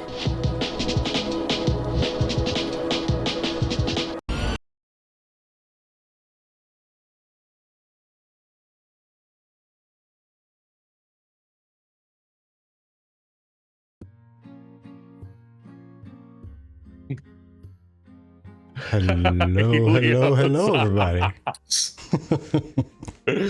We have returned. Let me go ahead and get this minimized out of the way here. Wow. Wow. Yeah, chat. Just wow. Oh, man. What I missed. I literally just got back with food in hand. I stepped away for that entire thing. Nothing. Nothing important. Just talking. Nothing. Oh, nothing. Welcome back, you guys. We are in our section 2 or part 2 of this session. Excuse me. There we go. So for this, we're going to actually be asking and answering questions from session 1, which include Hansen's, Addo, and Tim the Enchanter's questions. And then we already have it open for you right now, but we have the bot available for you to submit your questions anytime that they pop into your mind, up until we finish up with Tim's question and we go into the next open chat. So for the first question, it is from Hansen the Red, and Hansen the Red asks, oops, hold up. I don't know what just happened. I'm doing this one-handed. Hansen the Red asks, I don't know. There we go. What is your opinion on the class balance and identity in PvP? And we're going to actually go in reverse order this time. So first up is going to be Mugsy. Sorry, I'm eating popcorn. Oh, sorry. Can you repeat the question? we could do yellow first, actually. Yeah, go yellow first. Why before T? What is your opinion on the class balance / identity in PvP? That is so freaking broad. That's a very broad question. I think Bard is done well. I think Rogue is done so well that it is obnoxious and it should be nerfed because it is done too well. I think the Rogue fantasy is too well lived. There are too many obnoxious pieces of crap that play that class. Anyway, A lot of other classes don't have that though. I feel like fighter needs its refine. I feel like ranger needs its refine. I feel like the hunt should do things. I feel like you're missing the mobility and like the sort of the flexibility that you should feel from a range. I want to feel like Legolas. You know, bard feels like I feel like a crazy, awesome, you know, like singer, jester, you know, tomato thrower. It's sick. It's awesome. But I don't think ranger feels like Legolas in the same way that bard feels like bard, that rogue feels like rogue. I feel like fighter feels like fighter more than a lot of other classes, but it's missing that balance for it. So it's hard to say without the subclasses. Without the subclasses, I want to see the redesigns coming after Summoner. I think Summoner will be busted beyond belief and probably bad for the game based on the data mines that we've seen. So I think its identity is bad. And why Summoner? Monk? Druid? There's so other classes that are just Summoner. Such a watch your mouth class. It's so watch your mouth. What do? You get other people to do the work that you can't do yourself. Oh, sick! You own a Meeseeks box, bro. Ah, nice. Oh my gosh. It doesn't click. Pet classes are lame. Okay. That's how I feel. That's the final answer. Final answer. Well, to add to that point. Druid is in the game, brother. It's just a secondary. Yeah. That's a spec of another class. Let's keep it a buck. You know what he means. He means a full class. Yeah, Druid. I mean a druid. You know what he means. I mean a semantics, druid, bro. I don't mean a bard that has a subclass of summoner. That's not like, you know, come on. So I play ranger, and like I mage think hunter. I think ranger is probably the most incomplete class. I mean, it's not bad, so that's like you can't say it's like bad. It has its purpose, but it definitely doesn't have any class identity. The hunts are pretty much useless. You pick one that's like the best one, you use that pretty much permanently. Their coolest ability is airstrike, and it's almost useless unless you're trying to get up like a vertical train. It's really a root bot and do big damage on someone with snipe bot kind of. I mean, it's a very like I feel super incomplete, and it's really hard to tell. Like it's hard to judge because they said they're gonna rework it and everything like that. So I don't want to sit here and complain a ton about it because, you know, you have to give them the opportunity to rework it and everything. I do think there's cool stuff coming. Like if you look at Mage and you look at the Mage initial like intro video, they have an ability on their bar called Meteor that even like hovers over for like a split second that someone screenshotted and put on the wiki. And basically it's like this massive meteor the Mage summons, and when it lands, it does a massive AoE stun, and then it continues to roll in the opposite direction, hitting, damaging, and stunning people as it goes. They also have Earth Magic too, which is crazy stuff. I mean, I'm excited to see how these classes develop. I mean, how they're balanced now, it's just, for me, it's just too early to say. There's the depth is missing, but we know there's way more there. I mean, you can go on the wiki and see there's multiple Earth Magic abilities mages just don't have yet, and they're complete, so we have to see. Yeah, going into like how cookie cutter a lot of it feels right now without having everything brought to the table, just like the Earth Magic, and you're never gonna upset mages giving them more options for magic. Most of the classes feel in that same spot. I think we touched on earlier with Bard and Rogue. They're definitely the most recent design classes. They feel that way. We're gonna end up seeing the same thing with Summoner, but they really need a lot more to end up fleshing out those classes, because with augments and those specs, with all the additional skills, the majority of the archetypes right now do feel like they fill in slightly in these niche roles. They can do a pretty good job at it, but we need more of those loops within that build. Fair. Thank you so much for picking that up for me. Then Kark. So one thing that I'm glad about is in most games when you play Bard, it's just, oh, this person plays Bard, then they do some stuff and they're kind of useless. So when I first played with Bards, I was like, oh, actually they matter and they actually are really good.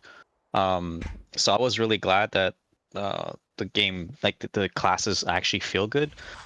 I would say I was disappointed when I played the Mage because of the lack of variety in their spells. Like, okay, you do your combos and basically you're stuck with those combos. So I'm kind of sad about the Mage. The Ranger also kind of feels like, sure it does damage, sure it has abilities, sure it can kite, but it lacked the same feeling that you would get from playing a Bard, or that you get from playing, for example, well, fighter feels great to play fighter, or rogue. So overall, I'm kind of happy about the current way that they're making the classes feel, and I hope they lean into that. Like the rogue fantasy is there, and like sure, maybe it's not really balanced with the rest, but they made it, like it's good.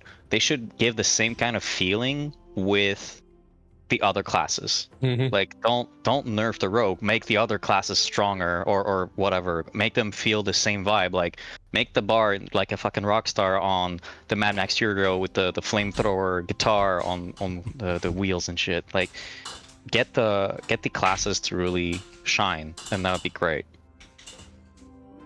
Yeah, I agree. They Love do that need to Mad get Max like, reference though. yes. Peak Bard. Helios.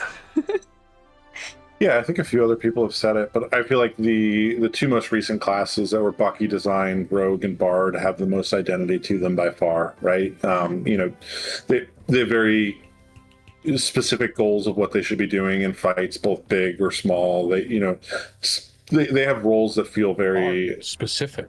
Yeah. They have roles that feel very, very niche and specific, and I love it.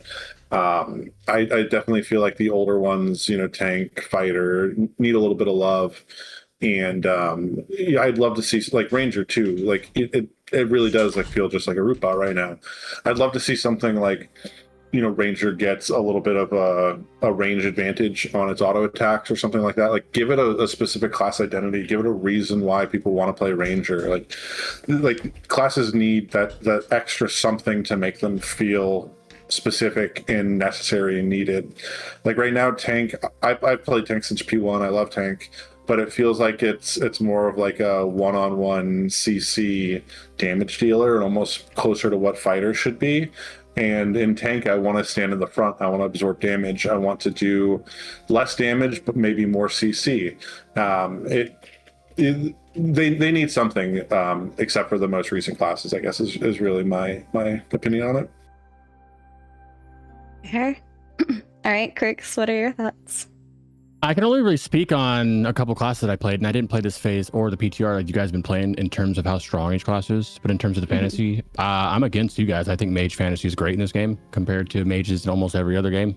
I like that you, instead of choosing which element you need to do, you are blending all of them. And this, I think people sleep on mage a little bit in terms of gameplay and how easy it is because you think that you're just a shatter bot. There's much more to this. With fuse, with the hour, when you're conflagging, when you're fusing, when you're snapshotting. A lot of people don't even know that you can snapshot Arcane Circle. I've had this conversation 1,000 times. People don't even know that's a thing. Snapshotting beam. Much more goes into mage if you're a good mage, if you like sweat it out and look into it.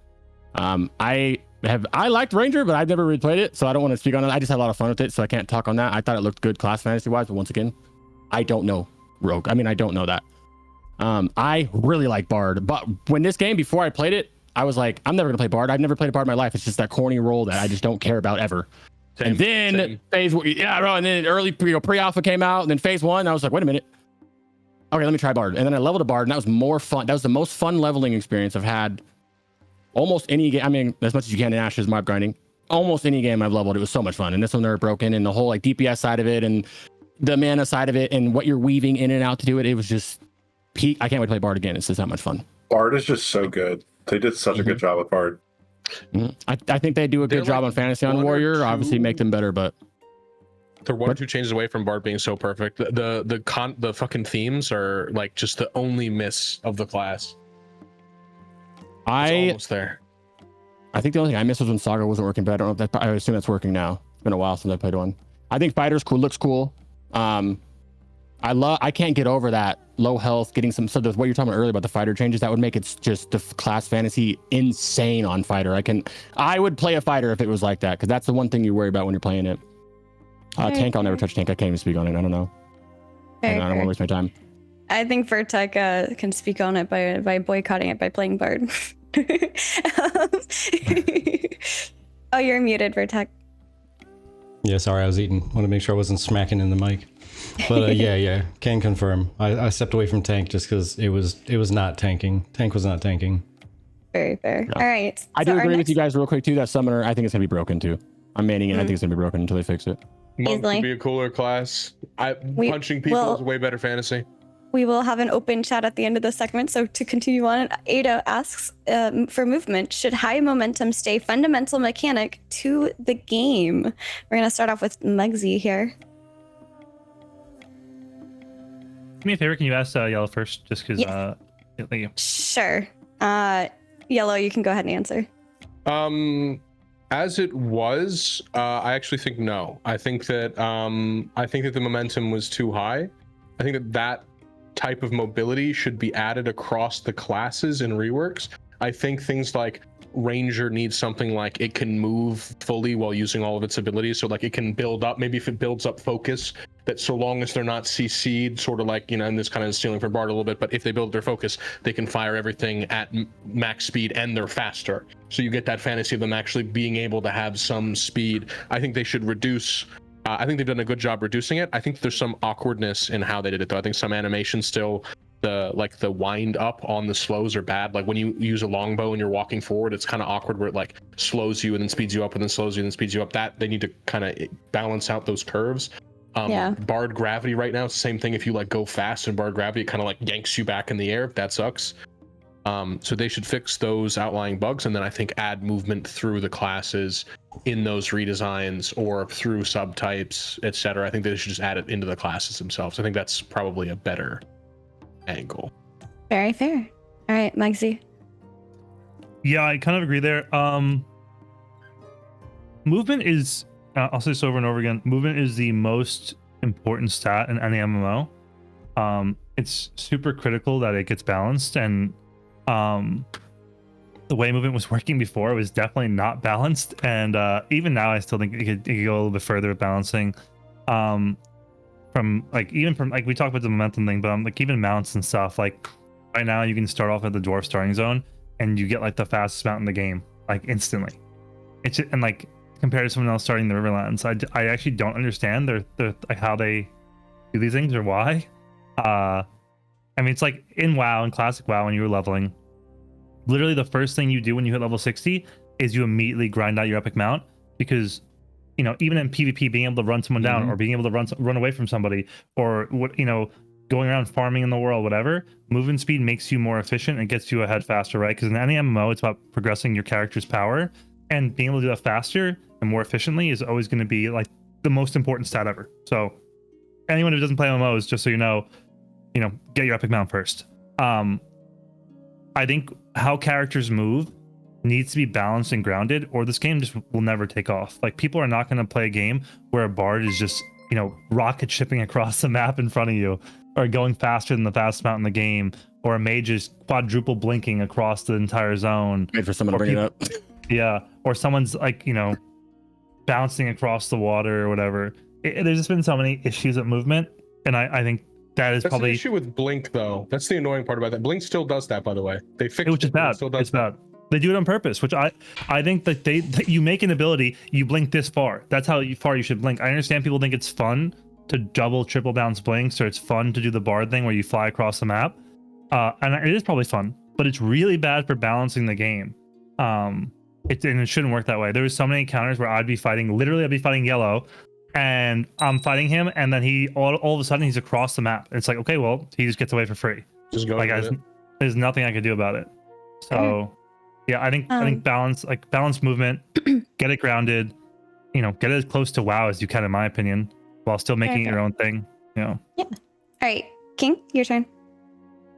So going into the class movement, I think it's a little bit premature on the topic, because I think we were all expecting more skills and abilities to be showing up like we did see on the wiki. So not everything's in the game yet for us to be building a foundation on momentum. There's definitely things that should need to be fixed, right? The water jumping, issues with the mage blink that TMugsy was just saying. They even told us beforehand Ranger was supposed to be the second fastest class. We don't see that currently. So there's a lot of broken issues that we need to see within the coding. I think there should be a skill ceiling to movement mechanics. Specifically, I think it's easy to teach people, and positioning specifically is something that a lot of people get wrong. But there should be depth within the movement, and certain aspects should not be launching people at all. Yeah, I agree. Kark. So I have a hard time really having a very strong opinion on this, not because I don't think it's important, but because usually what happens in the PvP encounters, they are, when the large scale ones, you don't see someone 10 feet away from you. Being able to move fast at that point is pointless because you're 10 feet away from the person. Otherwise, the whole thing where people can fling themselves across the map, like there were tournaments of this. It's funny. Do I want the game to be like that though? Do I want the game when it's released to have that? Not really. But I would like to see it being related to skill. So if you're good and you can do stuff, I would like to see movement being skill capped somehow. Like having the ability, for example, to dodge abilities. Cool. What if dodge could do something that would help? For example, we were talking earlier about fighters being able, like, how do we balance them? Give something special about the dodge. Make it so that it's not just an ability or like an actual parry mechanic. Anything that would make the movement more related to skill rather than just, oh, I have an ability that allows me to fling myself across a map. Yeah, I think I'm gonna. Yeah, there's multiple things really about the movement, and I do hope that if they remove some of it, that they make sure that the people who picked, for example, bards, still have the opportunity to have fun moments of, oh, by the way, I found this combo that I can do that makes me go really fast. I hope there are some things like that, maybe related to items. So like, yeah, I picked this item specifically so that I could do this. So I have a debuff versus like, oh, I could have another item that gives me more ability power or whatever. Fair. Helios? Yeah, I think I broadly agree with what most people are saying. Is like it shouldn't be out of control. I think how it was before they changed it was too much, but they've sort of overcorrected to an extent. There should when you dodge roll, when you jump and dodge roll, you should not just like immediately stop moving and fall to the ground. There should be some type of like fall off movement with it. So I would like to see it improve a little bit with some like sort of movement smoothing in general, I think. But I generally agree, like, you shouldn't be able to mage blink 50 times and skip across the water and move faster than a boat does or something. Like, I think that's insane and just kind of like is both game breaking and fantasy breaking, right? Like it doesn't fit within the world of what you would expect to see for the most part. And so I like the ability to outplay with movement, but I think that it needs to be a balance overall, I think is a fair way to put it. Very fair. All right. Movement's gotta be fair.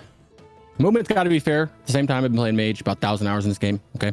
And I have a compilation of me Blink doing the craziest of dashes with, Blink distance stuff. I've been waiting for them to fix this.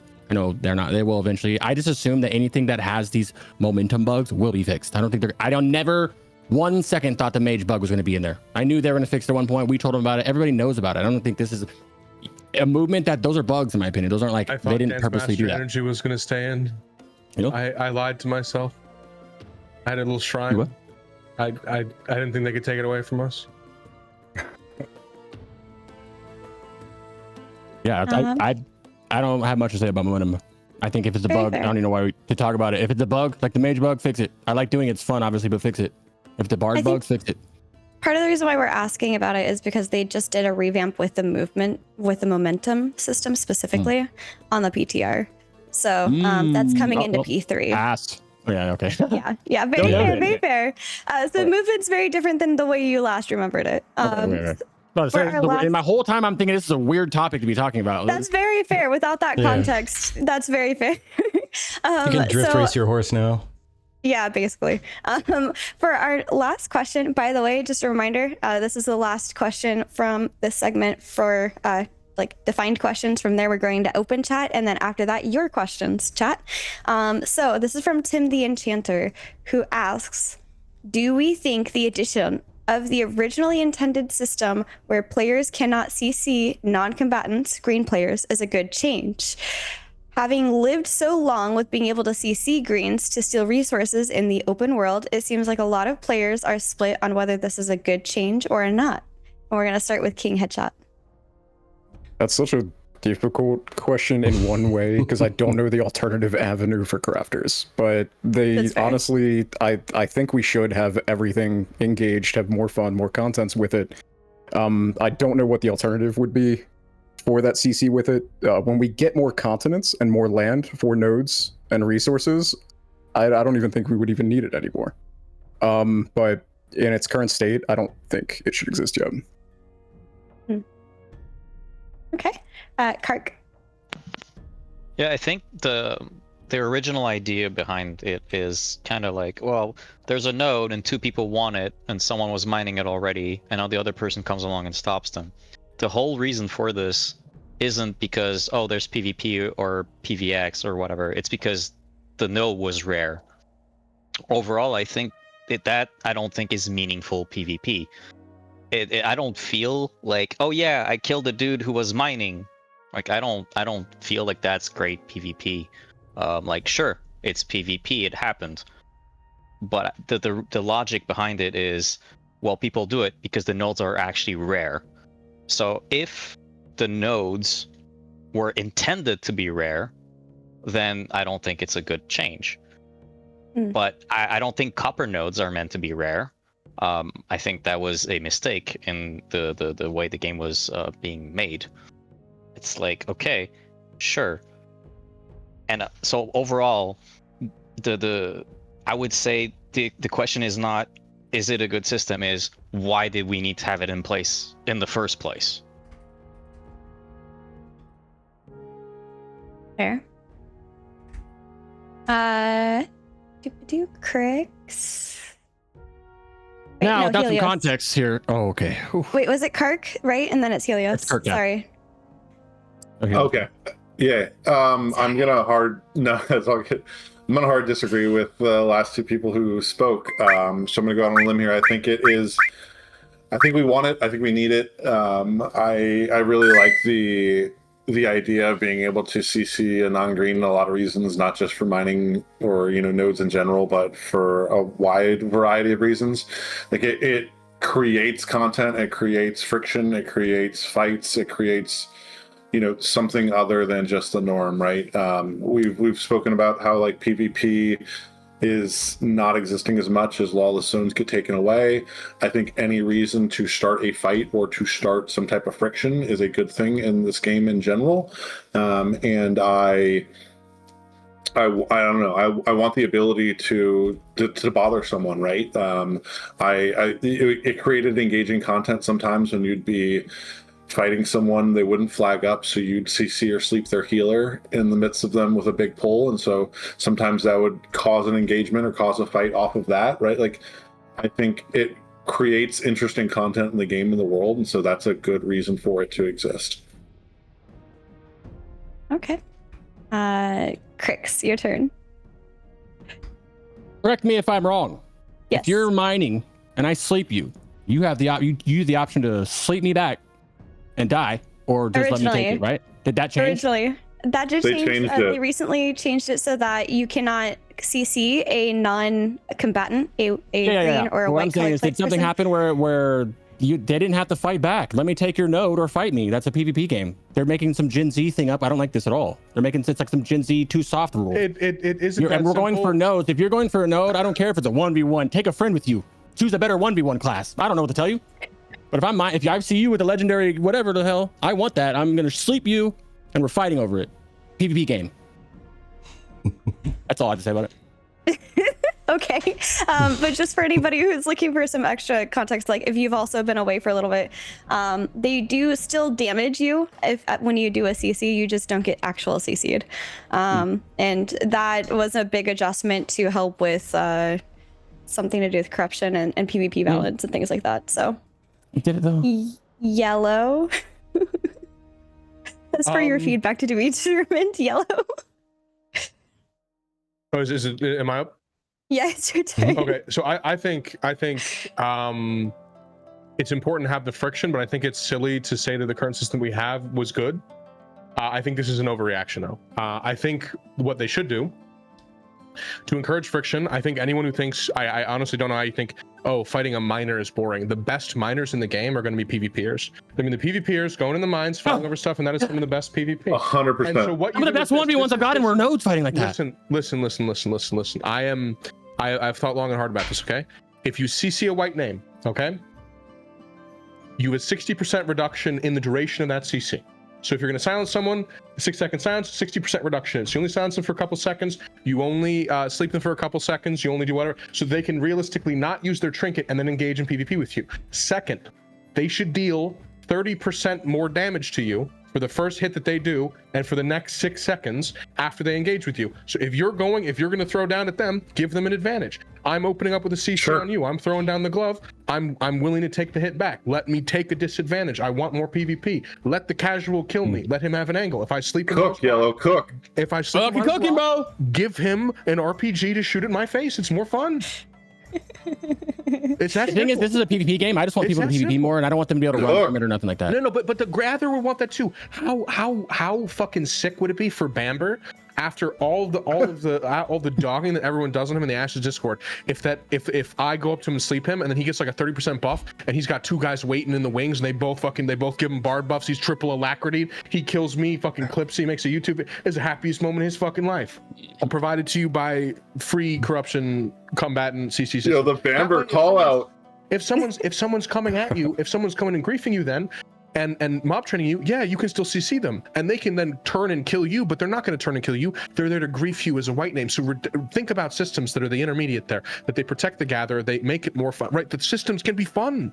Everything can be. It's a game. It's meant to be fun. You know. I changed my mind. I support Yellow. This man's cooked so hard. I feel so. I'm telling you, it's Fuck yeah. We do already get the 60% it's weird that people are trying to block, take the PvP out of the game. It feels like. No, but that's the thing. It's because the PvP right now, it punishes them. I don't want no one. The casuals don't want their dicks in the dirt, bro. Why would they? We're gonna open this up for conversation after Mugsy gets to respond, and I will be closing down the option to give us your questions. So, Mugsy, please take it away.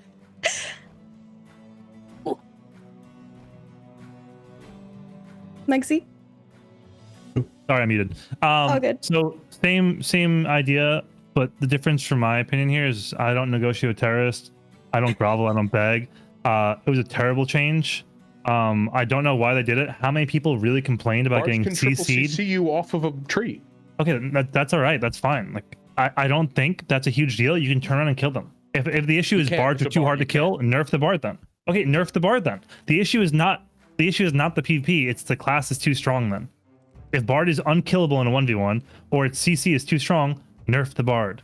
Taking away PvP from everyone in the game is ridiculous. I mean, you're going to go through your entire leveling situation now, which is going to be somewhere, I mean, for an average player, it's probably around 60 hours, and you're never going to PvP one time. Who signed up for that? Who is playing Ashes unironically and saying, hey, I want to level for 60 hours and never have one PvP like fight ever? I don't want a PvP for the 100 hours I'm farming my gear. Like, I'm just going to play the game and, you know, as a PvE player the entire time. More people than you think, unfortunately. I actually don't think so. I think that's not the right take. I think people are encourage the underdog to fight, because currently you see it, we all see it.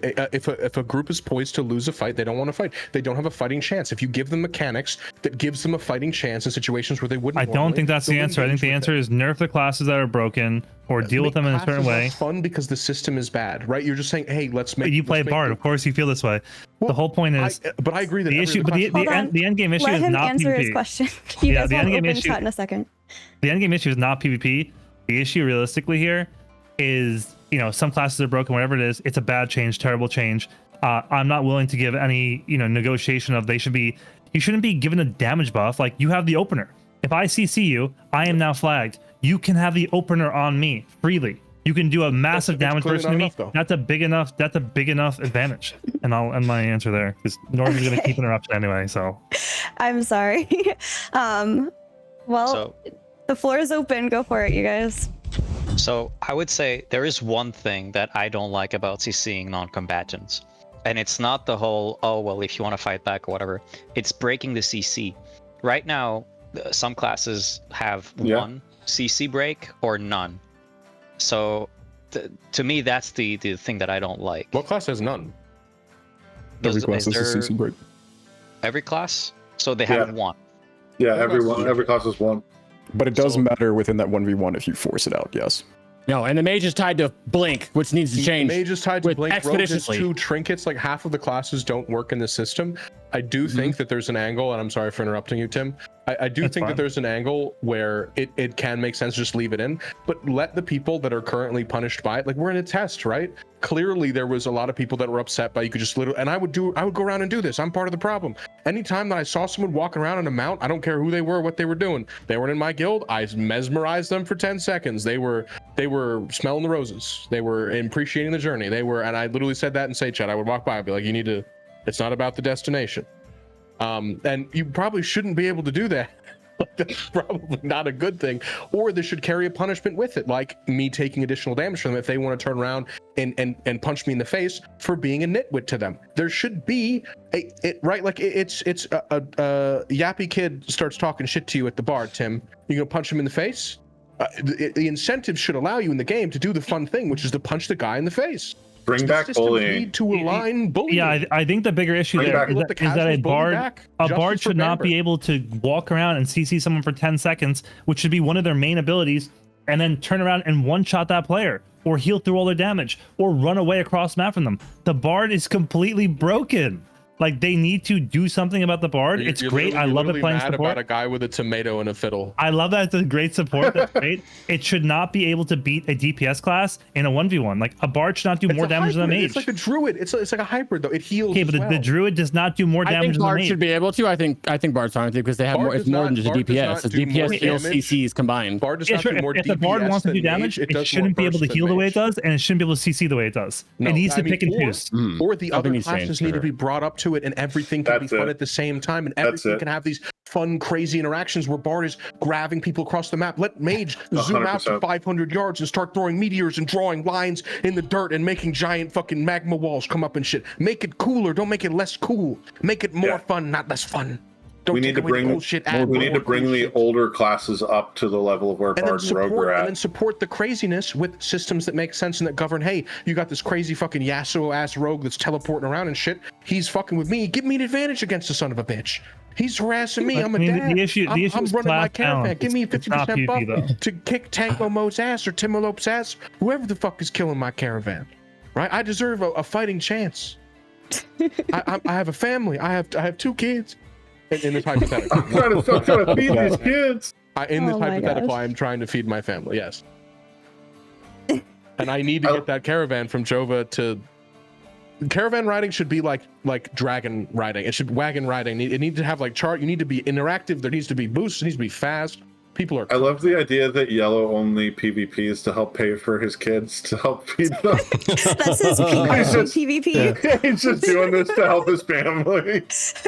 He's like that one NPC in Viva La Dirtbag. He's like, please, my family. Think of my family. Anything for my precious Jenny.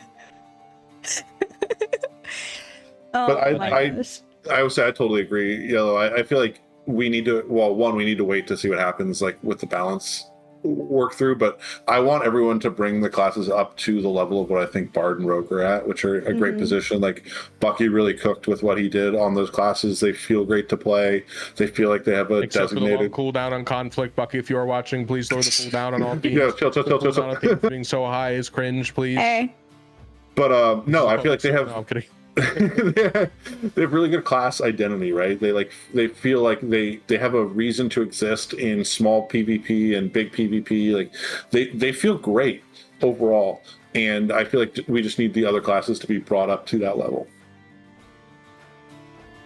Yeah, they feel fun. They feel cool. They feel like they have like special combos and interactions, and they have like very creative tools. I think that's such a boon. Right? Like, as much as Rogue is obnoxious, it's only obnoxious in a game where it's the most recent best thing because the devs are cooking and they're improving on what they're doing and they're getting more creative. And so we see grapple as a staple ability. What a cool fucking ability. What peak Rogue nonsense, right? Like that you were just able to get places that no one else can be, hiding in the tops of caves. An insanely overpowered ability, but just give it to more people. Let more people do and have their insane niche, right?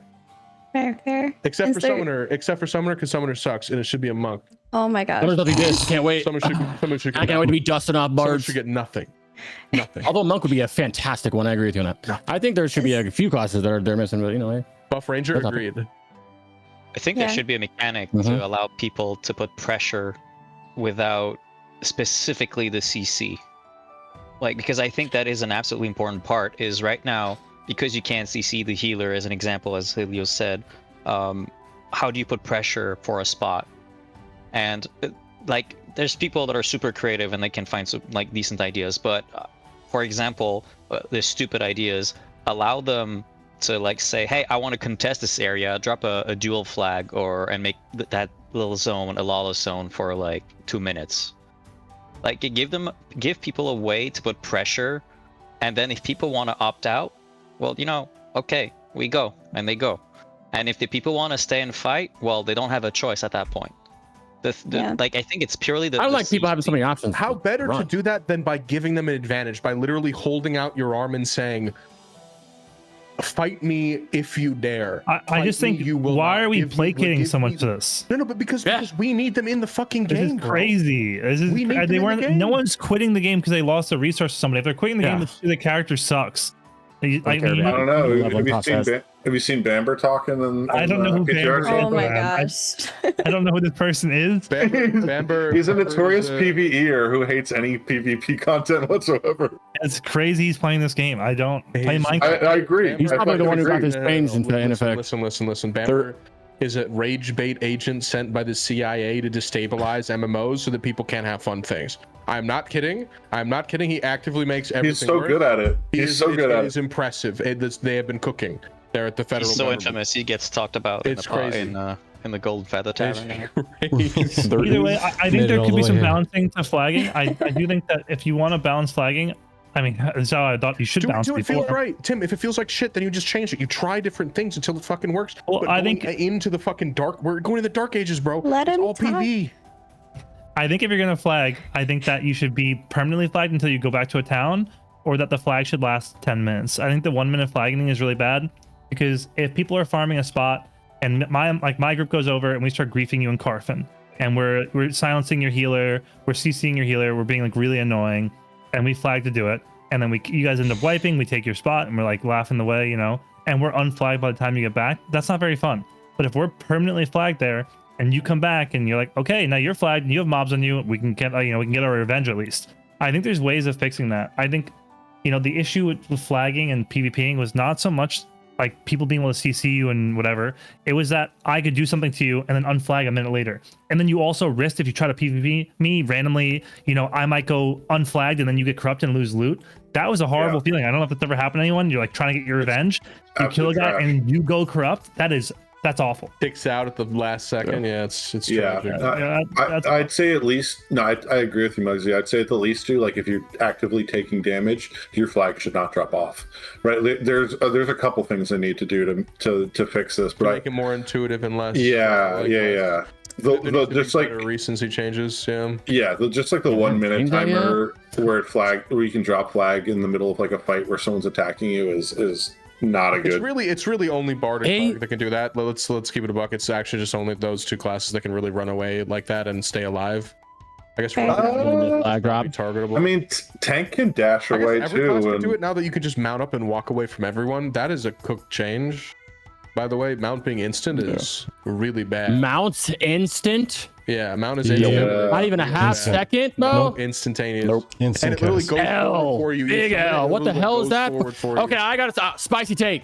Someone in the dev team, casual as hell, bro. It's not even like a community decision at this point. Why would you put that in? I agree. Why would you put that in? You know how PvP games work? What are you talking about? Well, no cast time, not a little bit of a not a half second? If this was purely a PvP game, I'd completely understand what you're saying. But it's a 90% PvP game. On a mount at the moment, not everything is in. Outside of leveling, it's a PvP game. Not everything is in yet. And that can be a PvP game, to be fair. Yeah, true. True. But I mean, there's PvP there all the time, though, right? So it is PvP at the end of the day. Well, I don't know about you guys, but very fair. Yeah, I get jumped all the time. I get jumped constantly. They see my name, I'm getting taken off on. Can you summon your mount in combat now? Yeah. Oh, I think so. Yeah. What? Yeah, you can. Yeah, you can. Are you kidding me? Yeah. You can. Hey, let's do a CC. Summon them out and fuck off. I guess. Yeah. You can do that. It was 50% reduced. If it was 60% reduced, it wouldn't be that much of a problem. You wouldn't care that much. Oh my god. The maximum Another one bar issue could do to is- you, the maximum Yeah, do I even come back? See you for like 8 Oh my seconds. god. So, whoa, chill. I need you in my static. You're coming back. I'm kidding. I'm here. I'm kidding. I think That's another crazy. big issue- Instant mount cats and you can do it in combat. It's ridiculous. It's awful. Devious. I think mount killing causing corruption too needs to be out of the game. It's really bad. 100%. Fall damage 100%. also is crazy. The fall damage in this game is wild now, and you like have to cheese it with your mount. It's so Wait, Real so if quick. you mount up, I Hold take up. off and you go ahead. Go ahead. I just want to say, by the way, you guys that are listening, you guys can keep hearing the rants, but I need you guys to vote, please. We got like 5 votes. So get your votes in. Let's see what you guys want to hear next. But go for it. Go back to the action. So if Yellow mounts up, he can take off. I can't even stop him by touching his mount. Is what you're telling me? No, you can't his mount. no. Well, You you can- can't That is- see me. that is You the can't most see me. If I don't want to look devious at shit you, ever- I'm stuff ever. gone. I'm There- gone. you You will- can't touch me. This is a Yeah, there's a critical error in casual on the the game. dev team, bro. I don't care what anybody says. There's a casual on the dev team. This doing is a this. really big problem in the game, and this is a big deal. We've been trying to post about this in the Discord. You can play the game right now and level from 1 to 25 and never PvP one time. And the same thing goes for gearing. You can gear completely in this game right now and get everything you need to gear, your BIS gear, whatever, never PvPing. The game can be completely played without PvP ever. It's actually less efficient for you to PvP.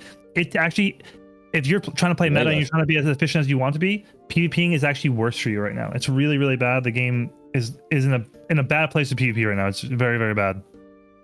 That's what I was talking about. I really think there needs to be like incentives to enter PvP zones. Like, I love the idea of putting the lawless zones on POIs, but you need to jack it up so it's like 50% more XP, higher rarity drops. Like, make it a reason for people to want to enter it who aren't just like us degens who want to PvP for the sake of PvP, right? Like, make other people want to enter it.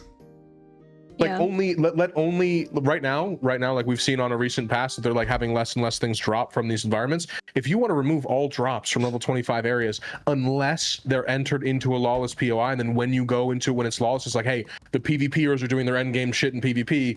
They're allowed to get decent gear from there. You know, maybe blue or heroic, maybe not BIS still, but early game they have their loop to, hey, I want to go to these purple zones to go fight, and then get enough of them where people can fight and compete over them, and you have these markets and you create, you know, real ecosystems early on around these biomes that exist, but we don't quite have that character yet, and we have easy opportunities and systems that are right there that are begging to be used. And I'm guessing they're about to, right? Because they've only recently put this stuff in. We're hearing that we're going to get new updates soon. So hopefully this is the stuff that they've been cooking up, because I think there's an opportunity here for these things to be good and to define the game in a good way. But I do think they need to add the CC in, because I don't think someone should ever be immune to the entire world in a game like this. I think if 500 people really dislike you and they want to come fuck with you, it's because you made that reputation for yourself, and 500 people really dislike you. Where is the risk and reward though? Like, the game is built around risk and reward. Where is it currently? Because I don't see it. I mean, well, it's just because systems haven't been stood up. It depends on the system that you look at. Running a caravan, you risk your glint. And you don't have to run caravans anymore. You can run a crate. You can run a crate across the map unflagged and make like. Yeah, but it's so much. That's a It's single. It's a balancing question, right? It's a single crate, and it's way slower than if you were to put a bunch It's in a not way caravan. It's slower. You can get on a mount. It's You can way get on a faster. mount. You What are can you get on a mount. Yeah. What are you saying? It's slower than if you were to do, like, if you could It's put not slower than a caravan.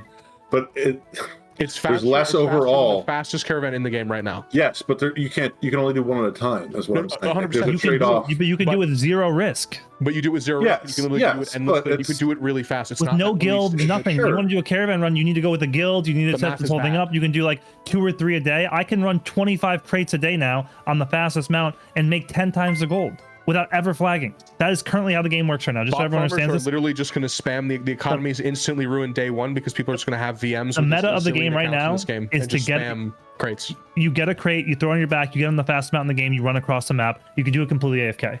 Like, that is Except the meta for- of the game. You're not supposed to be able to do on like your mount. You have to have the mule now. going forward. But yeah, it's something that you can do, but it won't be intended going forward. But it's on the PC right now. It's an Yeah, it is, I know. It's an arc age tactic that is not fully implemented yet, right? Like, Correct. the mule is supposed to be slower than your main mounts. It's supposed to. It's supposed to be slower than a caravan, honestly, So, but right? what, Like, does that do? What does having slow PvE where I walk around the map do for me? I would rather it be fast, and there'd be some risk of PvP, like let the caravan. I think it's less for you and more for casual. Yeah, exactly. It's not for you. Why is the casual? Not everything's about you, Yellow. Because he doesn't want to die on a caravan. Because they want to. Because he doesn't want to die in a caravan. They want a source of money making without the risk. That's simple, right? Yeah, they're weak. Isn't that what gathering? It should be slow. It should be slower and should be less efficient than running caravans, which isn't right now. But that's eventually where it'll get to. Is like it is a slower way of making money. I'd like to make a pretty. I think there should be a way that here. everybody can do something easy in this game, whether it's a casual or if they don't want to PvP the whole way up. I don't think that matters as long as it doesn't affect us who actually want to play the game normally. I agree with that. But right now, in the meta of the game, if this goes live in 2 days, how it is on PTR.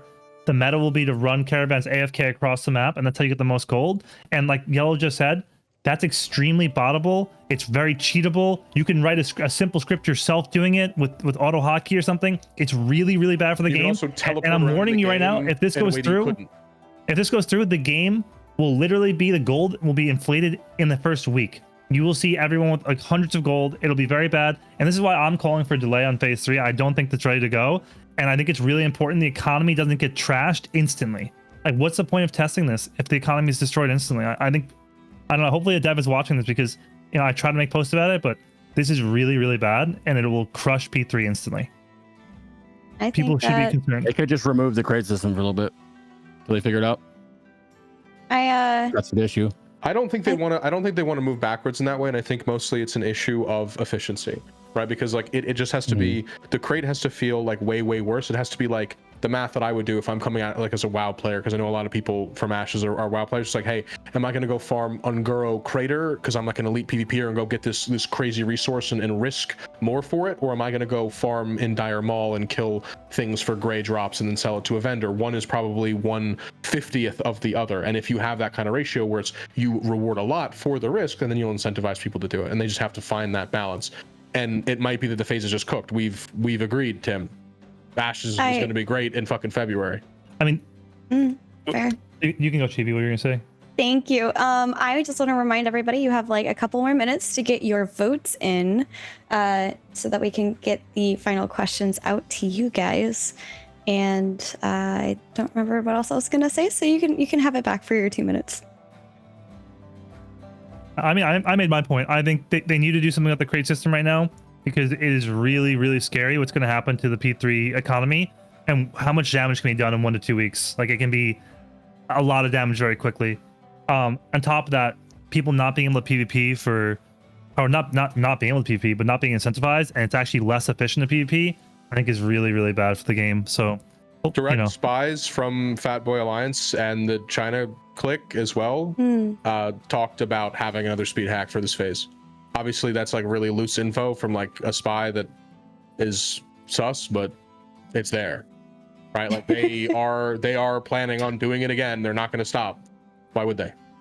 I remember what I was going to say. The other thing to remember is like, it's so easy to get swept up into this game and to be like, this game is really fun to play, etc. But I think that sometimes we need to take a step back and remember that it is an alpha, and the important part of the fact that it is an alpha is that they need to test stuff. If whatever they put out for the beginning of phase 3 on Tuesday is bad and they need a wipe, then they need a wipe. That's the whole point of the alpha. Now, do I want them to put out something that's bad for the economy? No, because I love the economy system. I love being able to do like artisan stuff, things like that. I want it to be good, but if something gets broken or messed up with that, something that they didn't notice before, it's just the name of the game when it comes to development and testing. I think one thing that we all need to No, you're good. I think one thing we all need to realize is we're much sweatier than the devs are. But we they don't know. Hold on, they don't know. They think it's a brilliant idea, and it's a good idea at glance, and then they let it out and they go, oh, these sweaty guys are figuring some other way out, and now we have the best route to do everything in the world, and they got to backpedal or fix it. So this is testing at the end of the day, and they're not going to know if something works. It might be, nobody knows if it's going to work. We might know, but they're not going to listen to the few minority of us that know. You know, anyone, you could get how many monkeys on typewriters in a room would have looked at the P2.5 processing changes and go, 980 braidwood for a steel longbows, maybe a few too many. That kind of change coming into the game is what erodes it, and this kind of negative momentum is the reason we are so concerned. We're not dogging on the game. We love the fucking game. We're swept in the game because we love the game. We want the momentum of the game to continue and people to come and enjoy their experience. But I can't recommend this game to people right now because it's regressed in a lot of ways, and we don't have clear direction from the devs on when that's be. So I tell people now, I'm like, hey, you should come play this game in February, right? Because what else am I going to say in good faith to them, right? Because right now the game is in a bit of a hiccup, and we don't have a lot of communication to the devs as to when that's going to stop, and hopefully it's soon. Right now, we're still getting more people. Are in disarray. All right, our poll is closed. You guys are having very great conversations. I love it. I love it. The first question from the chat comes from Strixon, who's asking, let me copy this over here real quick. What is the most needed thing that needs to happen before for early P3 to be successful? Too early to say summoner, huh? This is open. You guys can go ahead and answer however you want. Just make sure you share the floor. You said early He is a specifically, nerd. so I can't yell summoner. No, he just says, what do you think is the most needed thing that needs to happen for early P3 to be successful? Can I say mega server? And then I'm super disappointed that they went back to one NA and one EU server. Like the one, I absolutely love the fact that no matter when you logged into the server in 2.5, that it was alive and there was always people there and there was always content going on, at least in the first couple months before people left. Like it made the world feel more alive, and having different time zones playing like really added to the amount of content you could get. I want them to bring that back. I was super happy when they made that announcement, and then completely crushed when they changed it like 45 minutes later. I think that having everyone on one server is a huge boon to content across the board, and that friction that you talked about, and like making people want have reasons to fight over things. Like, bring back a mega server. That'd be super successful. That was my favorite thing about that too, was that waking up and seeing them. But I think I could be wrong, but don't they need to test EU server stuff like stability and shit over there too? So they would kind of said but I do agree with you. I think it was way cooler. They said they wanted to test dynamic gridding with as many people as possible, so that was one of the reasons they were doing a mega server.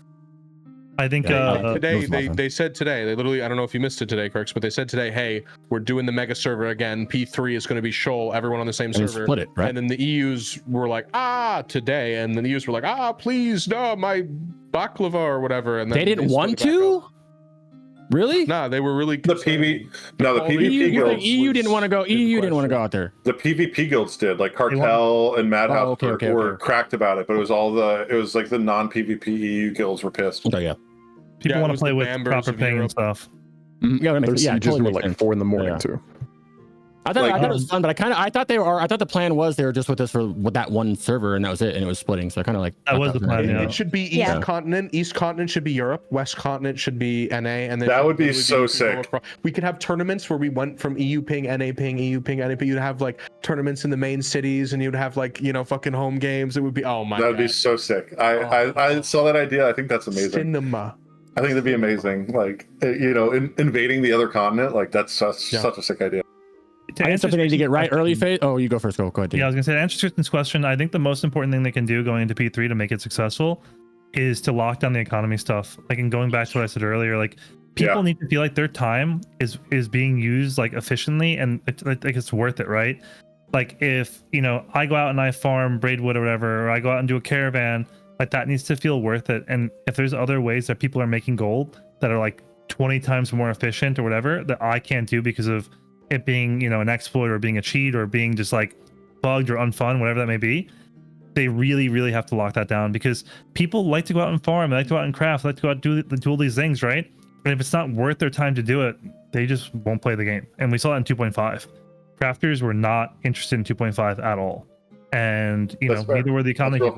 And I think they need to take that approach to all of the systems right now. They need to think like, how do we make caravans fun right now? Like, how do we make them engaging? How do we take I need them.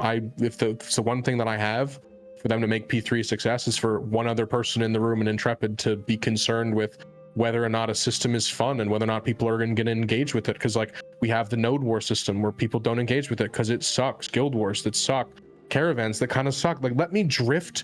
Give me an almost endless accelerating speed bonus on roads. Let me drift my caravan down the road and let someone craft a spike trap to stop me. Like, let's see some cool, fun, weird shit with this. Spike trap on some wooden wheels, bro. Instead of a barricade, bro. You a barricade, man. You put a barricade up. You put some spikes in the road. It stops the person you gank the caravan. There's some ways to make this shit cool. That's not literally, hey, hi. The system's you AFKing for 2 hours as you like skate the coast of the June Dark and try and hide from everyone. That kind of sucks. Whereas like drifting on a raft would be kind of cool. Like I feel like the shit. I agree that the on the water should be faster. The minute to minute, the second to second in the gameplay, that shit needs to be more engaging. Give me fucking pips while I'm hitting trees down. Give me an anime moment where I chop the tree down in one moment when I get the right dune pattern on it. When I fucking give me some dopamine hits along the way, Steven. That's kind of the point of the caravan, though. You're getting money. If it's supposed to be the best way to get money, it's got to go slow. You can't like go super. You can't like go super fast, right? Yeah. Defeats the purpose of if it goes super fast, Kirks, but it goes along main routes, but it can only go super fast along main routes around roads where you have obvious contention points, where you create these natural chokes and you create have to build organic PvP. You can build it, but they don't want that. They haven't come out and said it, which is why I recommend it, because I think it'll be sick. You can have this huge world. They have this huge world. It's great, but they have the problem where people can't travel through it. If you give them a means to travel through it quickly, but without making it feel small, making it feel bigger as well, making it feel like you see more people, because you condense them along these similar pathways by having these good route networks that people want to play around, making the bonuses so strong that you want to use them. I think that would be compelling for gameplay and like the flow of people in general. Okay, I think for a moment, I think it would be so fucking cool. Sorry. I want to make sure, did anybody else not get a chance to answer the question before it went to Chatty? Yeah, I just want to say that stability. Simple things. That's what I think is going to help to phase out the earliest and most people be able to play the game. True. Yeah, I think there's a lot of points. Not just us. We're going to play no matter what. We're going to keep trying to log in. We're sitting in that queue for 40 hours. But like, hopefully, obviously it's out of our hands or their hands. I just hope it goes smooth. That's kind of like for a lot of my people that I know in my chat, the deciding factor of them playing Ashes every phase is I can't get in the game. And then they give up they won't even try to log back in if they can't get in day 1 or day 2, That's crazy. So I hope that goes better. King. Yeah, I think there's a lot of good points where we need like foundational levels within the game too. I think we also need more content loops with stuff, instance arenas and everything. I don't think would take a lot from the open world, but some people want to jump in. And in both sides too, not just PvP, but PvE sides as well. I think both aspects need a lot more to offer the world. The 2.5 was live so far as the other day, and we didn't see a lot of testing still going on with the systems that we do have, even though there's some new iterations in the PTR. It's still not providing enough for a lot of people staying engaged. Yeah, sorry. Chat is literally chanting for Vertec to answer this, apparently. So, Vertec, you're on mute, or I can't hear you. Bud. I know the tavern's loud in the background, bro. You don't got to mute, though. I think how funny if you unmute it and you hear like the Goldshire Inn sound as soon as you do that. That'd be pretty sick. The purple mics are cool. Thank you. Yeah. Hello. All right. I'm beautiful. Yeah, there we go. All right. So I haven't even really thought about the answer to this. I've been too busy looking around and peeking around. But I would probably have to say definitely the econ changes need to be polished up nice as a key part. Including, the balancing, like you folks have been saying, the crate system with the walking, that needs to make sure it has some adjustments in PTR. I believe right now you can still hop on a mount and run around, but you're not supposed to be.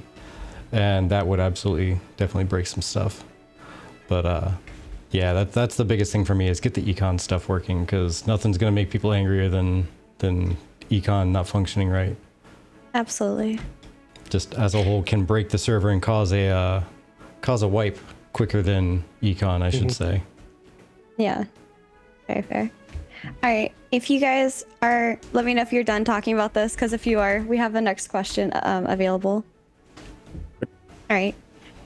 Yellow, I'll let you go ahead and ask your question, but just a reminder, please let your fellow people answer the question first, and then y'all can go into the deeper chat. My fault. I've been smoking too much. I'm getting aggro. I'm feisty. I'm mad. I'm in Discord PvP mode. I apologize. All good. Go ahead and present your question. Which question? I just put it in the chat. It was the other. Yep, I am pulling it up now. I am so sorry. Oh, you're good. There you go. It's on screen now for you too. Yep. Do you think add calls? Yes. Do you think that Intrepid should add coliseums to military nodes for organized / tournament PvP that the mayor could run? Oh, I think this would be so sick. I think this would be so sick. I don't. It actually looked like the Gladiator Arena. Yes, I don't think that it should be limited to. Here's what I'll say. I don't think it should be limited to the mayor, and I also don't think it should be limited to military nodes, because then I think it would just make military nodes would just be the place. Everyone would love it. It would be the only place to be. That would suck. So I think it should be any node. Maybe could like just like build it. It's like an entertainment thing, so like that kind of makes sense. And I think that they should try and make it have like cool setups. But I would love, imagine a game where most arena takes place in, people are actually just in the actual arena, and they go in and there's like a series of rules that you can implement or not, or Intrepid has like a base series of rules that work in the arena. And then you can set up matches and that players can control the match and start it or not. Right? That would be so cool. And you could watch it there live. It would be so sick. So immersive, max immersion. I think that shit would be so sick. Someone says you can have massive statues of the champions too. I like that too. Or like one big ass arena, the huge one. And then it's like the nodes have to fight over that. Or each, Riverlands has one, whatever you want to do it. And then there's like a mayor who presents their champion. You guys got to duke it out like a real, That's so sick. That's so sick. And then you have like the rotating cities. If you have like the championship series between, we're building on ideas, EU's on the Eastern continent, we're sitting here and we have the fucking the multi-game series across the, so sick. So if you actually look up on YouTube, Ashes of Creation Alpha 2 Freehold update, there's a piece of art on that video and it shows what the Coliseum is going to look like. And I'm not sure if the Coliseum is actually going to be connected to a node or a freehold. Yes. So there's some information for you. I linked a picture of it in the channel chat. Thank you. Okay, the channel chat. Gotcha. Can you see it? Kark, I can't see Kings. I can't see it, no. Okay. If you are a subscriber on Twitch, you can post the link there. That's fine. Otherwise, you can send it to me and I can post it for you. But someone who hasn't answered the question yet, what are your thoughts? So I would really like to see that happening, not because of what everyone else said it would look really cool, but because the time it takes to organize a tournament, it is huge. Polar hosted one that I know of, and I can just imagine the time and energy it took to create it. And the thing that I don't like is when people said, oh, the guilds need to handle their own politics, and they need to hire guards, and they need to hire this, and they need to make sure that people don't come and ruin it. It takes one dude. And on an MMO, there's always more than just one dude who's, when they wake up in the morning, they go, how do I ruin people's day? And there's always going to be ways for those people to ruin all that preparation. And it's for that reason that I would like to see the Colosseums, because if we have people that are willing to put the time to organize the tournaments, give them the tools so that they don't have to worry about a singular person who decides, hey, I'm gonna CC during the match. Fair. King or someone else who hasn't answered? Yeah, Colosseums gate up there. Colosseums are going to be great, honestly. Having that iron sharpens iron. If we're giving you guys feedback, I think this allows people to have much more avenues to not only get content, have some fun fights, but to learn the game, to give you guys better feedback on that. Having Colosseums is like mandatory. We've seen it in Throne. They were always populated, and it always provides community areas for us to band around too. It's a great iteration. People just hang out there too, probably.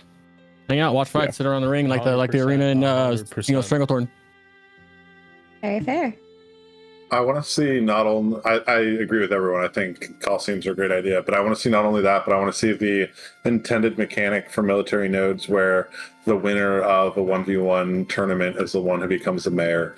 Like, bring that shit in where it's not just voting for a mayor, but there's other ways of becoming a mayor. I think is hugely important. I love the idea that military nodes are, who's the strongest, who can win this fight. A gambling house? Also cool. That's gambling house. The tavern, right? Yep. You can like an actual gambling house, like a gambling house.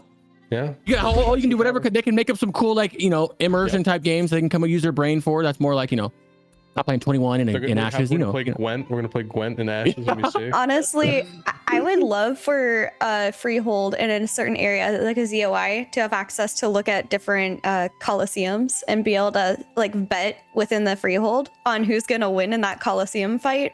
And then that gives the tavern some money so that it can stay running because they can like provide food and everything. But also it lets people enjoy that little like race horse type of watching where they're betting on like who's gonna win the whole entire thing. That's awesome. I think that'd be really fun. Foot race with a horse. But oh man, can you imagine the first drama though when it comes out? Like, man, you literally got hired to throw that match. Yeah, absolutely. You used to much drama in these PvP tournaments, bro. People will throw. People will throw. Like you will bet massive amounts of gold. If I'm in there, bro, and I would bet massive amounts of gold against myself and then throw it if I'm favored. You would profit so much. People would hate you for it, but you would make so much money. Think about how many swords you could buy. How many swords? And now I'm against it. You've completely flipped my mind, Yellow. Oh my gosh. It would be so dramatic. FYI for the chat, this one is actually a suggestion from Pockets. This other video here for the development update for the freeholds, I think has, in his opinion, better theory craft evidence for the Colosseums, I believe.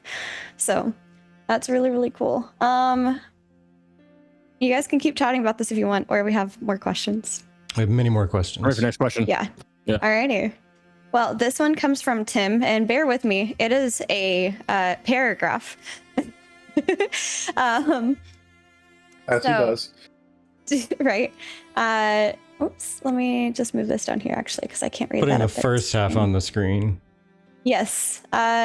With the future of movement changes in mind and general slowdown of characters via the nerfing of bunny hopping, do you think we will see an overall increase in the current ranged PvP meta? Since Phase 1 melee classes have been heavily outmatched by rangers and mages in anything other than very small scale combat, and when it comes to very large scale combat like sieges and open world GVG scenarios, rogues and fighters have been quite useless as anything other than a bomb squad or objective capture bot. With the movement changes, do we expect this meta to become worse, or will melee make a surprising comeback? This is a loaded question, y'all. I think it matters. What was the whole point of that paragraph? That's crazy. No, I don't think it matters at all. They're gonna become worse. That's such a small move, right? Makes melee better.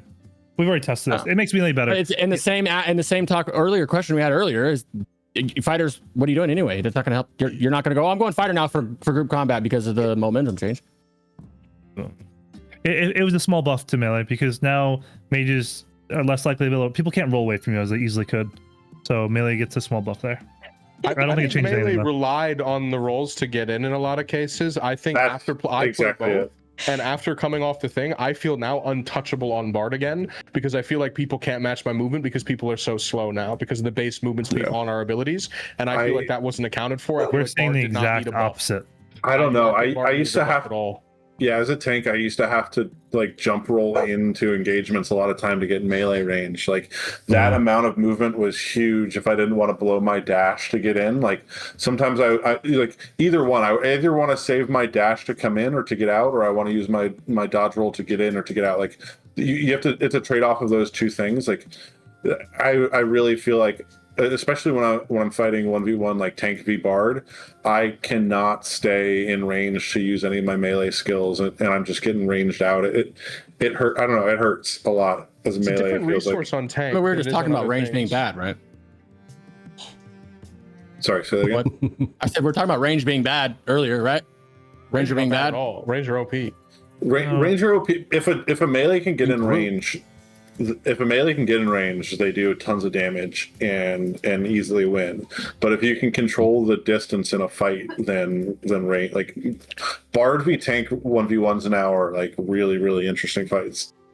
The 1v1s in this TTK are actually quite fun. I like high power 1v1 metas because it feels like, it does kind of feel like an anime duel when you're like against like a rogue as a bard, because you're like flipping around and either one's looking for the stun and everyone's like 2 stabs away from death at all times. You heal yourself back up in like a half second. The rogue stab brings him from 50% to 100 in 2 seconds. So it's like a lot of ups, a lot of downs. Whereas when it's like slow, In 2.5, the 1v1s felt kind of sluggish. You know who was going to win the entire time in most matchups, like from the start, and it was just kind of like a slow march to get there, from my experience anyway. And I thought that kind of sucked compared to what we have, and especially PvE. I feel like feels better when you're high power. If a mob can kill me in 2 shots, but I can kill it in like 20 seconds, I feel like that's fair, and I prefer that. But okay. I mean, the mages have a blink on a long ass cooldown. That's all we have, and our blink is a CC break. So we don't have that much mobility answering Wolfing Pup. That's the same thing with Cleric. All I have is the wings, and that's a pretty long cooldown. Otherwise, I'm dodging. I'm dodging just to get across the thing to keep up with my teammates. I wish wings were a skill shot. I wish you could like cast it in a direction and it would like do an AoE versus like having to click on someone. I feel like clicking on someone is so much more awkward than it would be if you just kind of like swooped over. Like maybe you've made like a little leap and then you kind of like landed on the ground. I feel like that'd be so much cooler than having to like awkwardly target someone. I dislike raid frame so much. I love Cleric. It could be so cool. Skill shot would be an upgrade for it for sure. 100%. Thank you for the stretch. Or even just the ability to go in a certain direction. Like, I don't know. I in general, I like the momentum changes. I think like we talked about this before. They were too high last phase, but they've like overcorrected a little bit. I feel like now. So I feel like that's just. I like them. Sorry. No, you're fine. Hey, you can do that. I think honestly, that's just the kind of fabric or the pattern of all of this, right? You go too far one direction, you go back too far the other direction. I feel like it's the way that the pendulum typically is, where you kind of slowly center in on like what feels good, and like what that, right? Yeah, and that range of motion too. Like how much leeway do we have within this that it still feels okay without sacrificing fun, on either side. That just nerf auto attacks fair.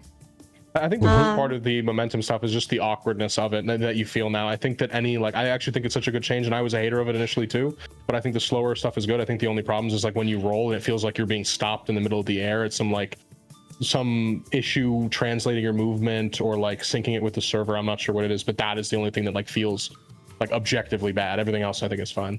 It felt so weird experiencing momentum for the very first time. I felt like I was on a slip and slide constantly with my mount. True. It was really weird to get used to. I like the new mount movement. I like them making it a little bit like slidier. I like it kind of feeling more like a vehicle. I like vehicle-based movement for mounts. I just like it when it's just like you kind of just move your character one-to-one. I always thought it was cool if, like mounts have different movement patterns. I think that's kind of sick. It was a little weird when you're like running on a horse and then all of a sudden you stop and your horse glides another like 10 feet. It was like, am I on ice? Like, I don't know. Yeah. Next question. Yeah, okay. Sure, we got it. We got Dusty Y ask. Huh? No, you're good. Dusty Y asks, how will the skill ceiling in PvP continue to evolve? I think it depends on what they do, right?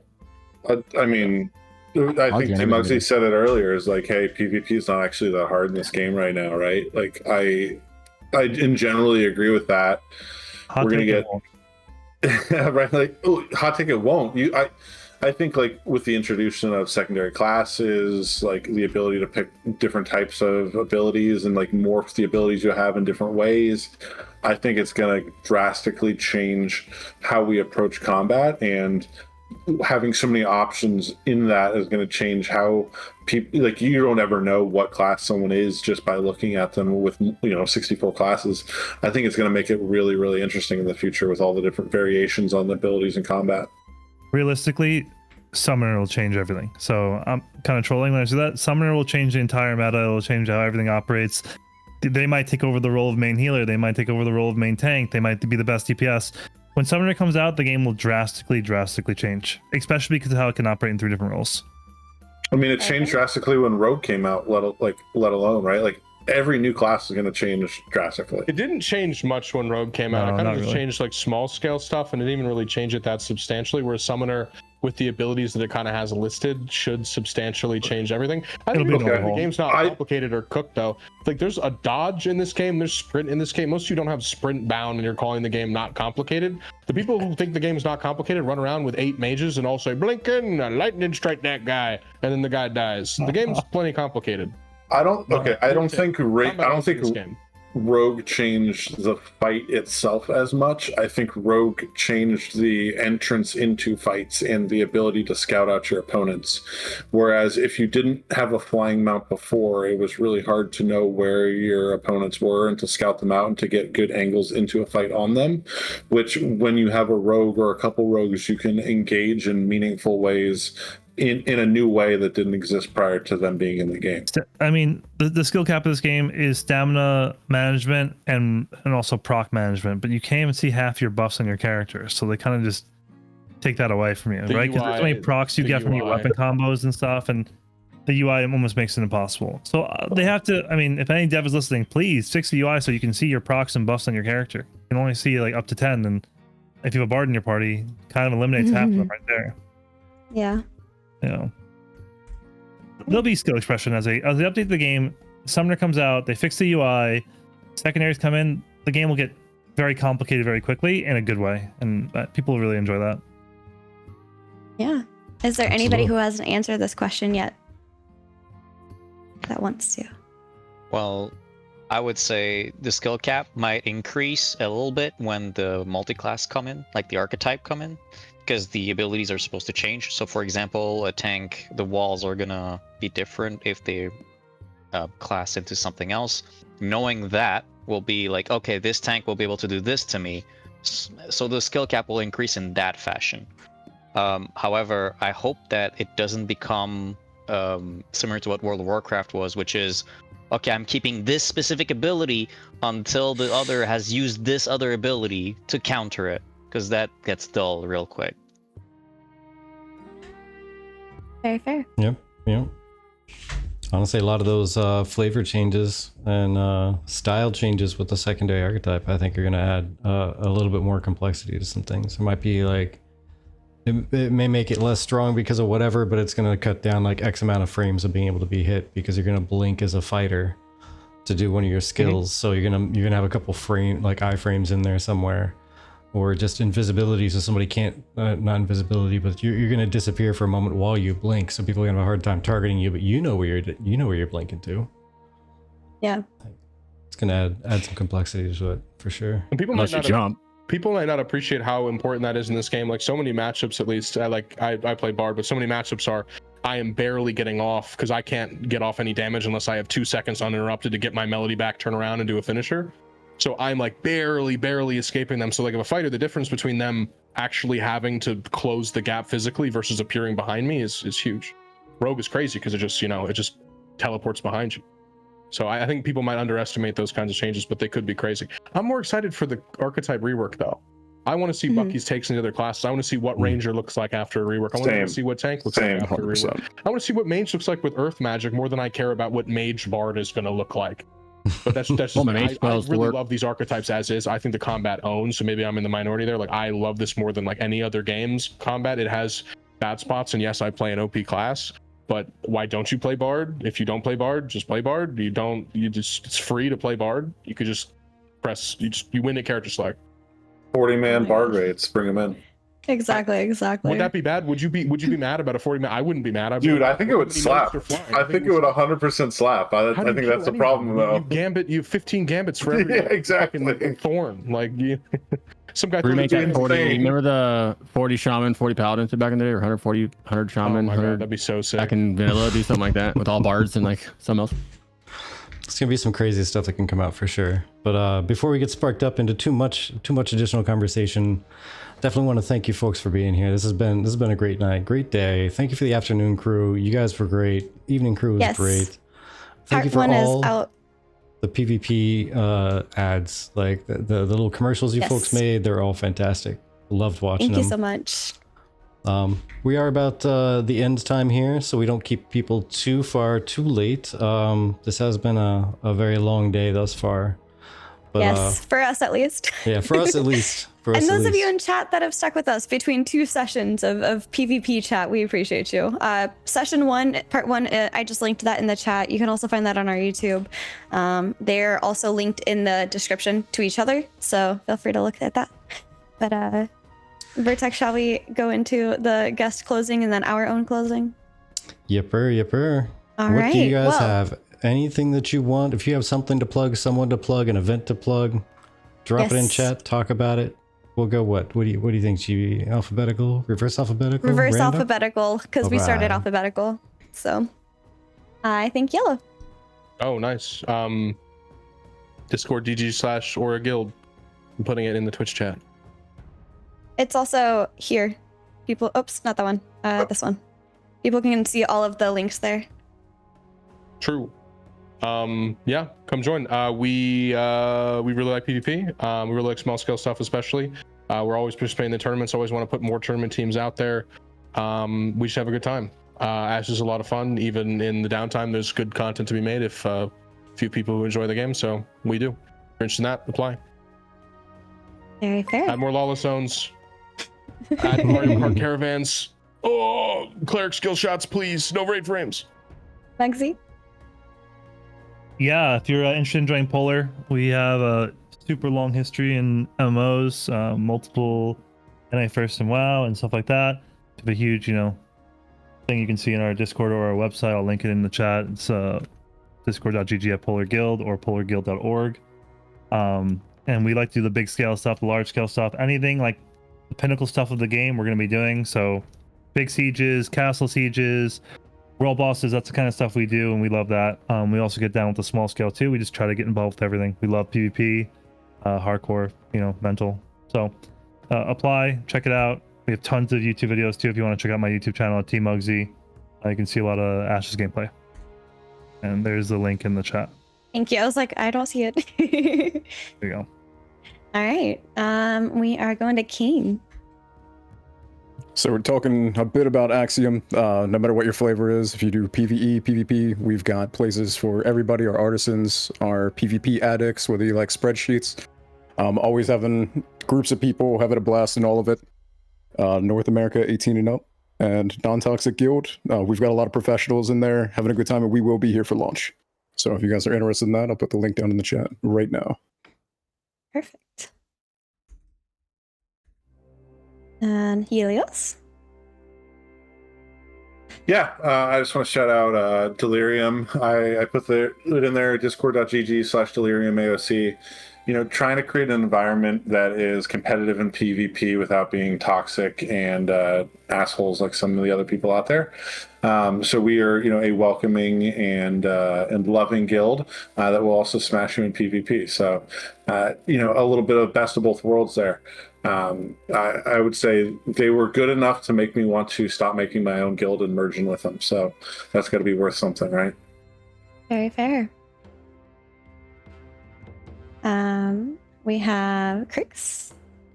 I also in Delirium. You just heard his spiel, so I'm not gonna give you that, but I will say that I'm back to full-time this. I write for Icy Veins, a lot of the guys for Icy Veins, as well as my YouTube, which I will be flooding with Delirium guides as well for the community, probably starting about a week.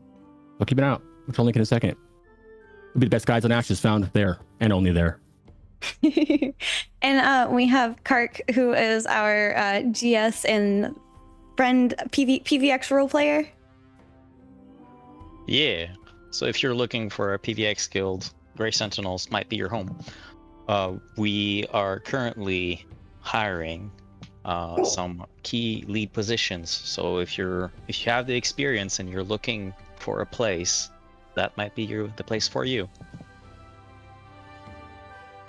Yeah, very much so. And thank you everybody for joining us for our summit. This is our first PvP summit we've ever put on, and I feel like it was pretty successful. So thank you guys so much for partaking and giving us your time. I know that summits are not a small piece of your day. They are extremely large pieces of all of our days. And I'm very appreciative of you guys taking the time, because I know 3 hours is a long time. 4 hours if you include the setup time. But here at TGF Tavern, we love to have community-focused content just like this. So if this is your cup of tea, if you like to hear from the community, please consider subscribing, giving us a follow, joining us in Discord, being a member, whatever it is that fills your cup. Help us fill it together. And if you like more stuff like this, we actually have one more summit for the year 2025 planned, and the next theme is going to be artisanship. So if you are a lead in artisan, if you like crafting, if you have a lot to say about the artisan stuff, please, please, please consider talking to your guildies. And hey, if you have an artisan lead section of your guild, or if you're an artisan primary guild, we would love to have your commercials, just like what you've seen with the PvP commercials this time. And that being said, that's not just limited to those. If you have a commercial that you would like shared during any time, because we do have a charity stream coming up in October, which Crix is going to be our special guest during our charity stream. And so we might need to put up a little ad thing for a moment to use the restroom or what have you, but please consider sending us your guild commercials, your event commercials, whatever it is. If you want the community to see it, please send it on over. Just one thing, please make sure you're using free use music, non-copyright. We might have to deliberate back and forth, or maybe change your sound last minute. Sorry. Crazy. That could never happen, right? Crazy. It would never. It would never. Never. But thank you guys so very much. Yeah. One more thing. Yeah, absolutely. Hey, I know it's really easy to be toxic and negative about this game, guys. All right, try to have some positivity, because if you go into phase 3 with negativity, you're not going to like the phase. Just go in there positive. If you haven't played a game in a while, don't go there trying to look for the same shit you were hating in the past. Just try to enjoy this phase that's about to come out. It's testing, as everybody likes to say a million times. It's testing. Test your favorite class, see if you like the changes, and get out. That's all you got to be. All right, try to go in a positive attitude, bro. Yeah. Yeah. Let us all go into Tuesday super excited to test all the things and to have fun. So in the meantime, if you want to come and join us in our Discord, here is our Discord. If you want to follow us on YouTube, here is our YouTube. And if you guys want to figure out when we're up live, feel free to hit the little bell icon. All you Vertec. All right. So just so you folks know, we're about to roll out. For those who haven't seen the commercials yet, the little ads, feel free to hang around. It's about 3 minutes, and then we're going to raid out to somebody. If anybody has a suggestion for who to raid, toss it out in our chat. And, we only request one main thing with that. Yeah. Please do not be on follower or subscriber mode, because we will not raid over to that person. Yeah. We like to be able to interact right away, and we can't interact if it's follower or subscriber only. And feels just kind of anyway, right? Yeah, exactly. Like certain situations, I can see it. Like you're trying to block some stuff that's going on with people raiding you in and throwing bots at you or whatever, and you got to shut it down temporarily. But that still means that if we raid over, it's going to feel kind of awkward too, isn't it? So, yeah, just make sure they're not set up like that, and that's all we ask. But anyway, thank you so much for spending your time here. As we always say, it is your most valuable commodity. You earn it once, you pay it once. Once you've spent it, it is gone, and we really hope it was worth the cost. If it wasn't worth the cost, we don't give refunds. So, okay, thanks, bye. Okay, thanks, bye. All right, boys. This is what it all comes down to. This is going to be our first big real match on the challenge. boys. You guys ready in about 90 seconds? We're at the start. We're praying, TMugsy. We're praying. In our Lord in heaven, to our man Stephen. Everybody prepare yourselves. We shall smite down the enemy and the heretics on the other side. In his name we pray. Amen.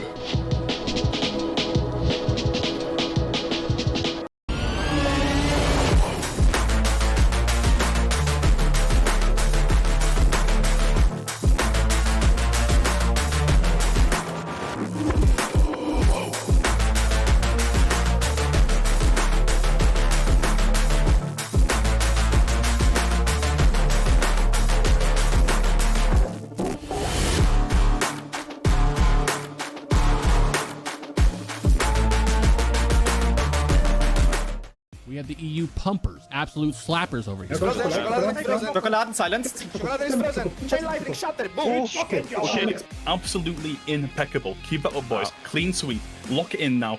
Just every game is a new game. Ball this shit. We got this. Chocolate. X. Kill Tildor. It's done. Yes. He's dead. Get fucked. Chocolate. Get fucked in the ass. Yo, you want? No.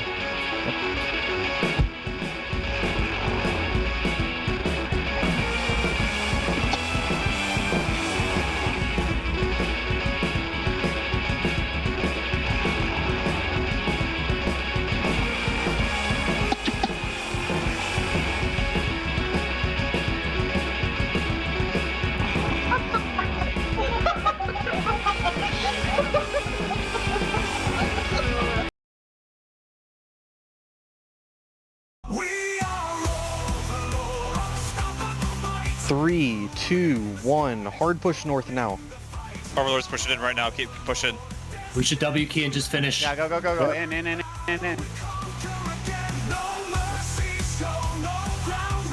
I lit their whole team on fire.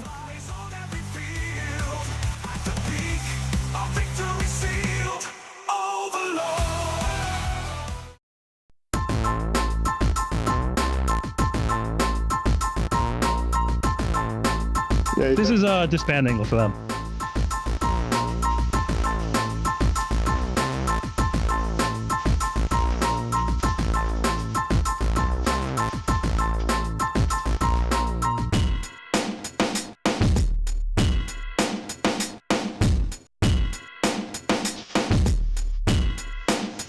Yeah, this is embarrassing for them.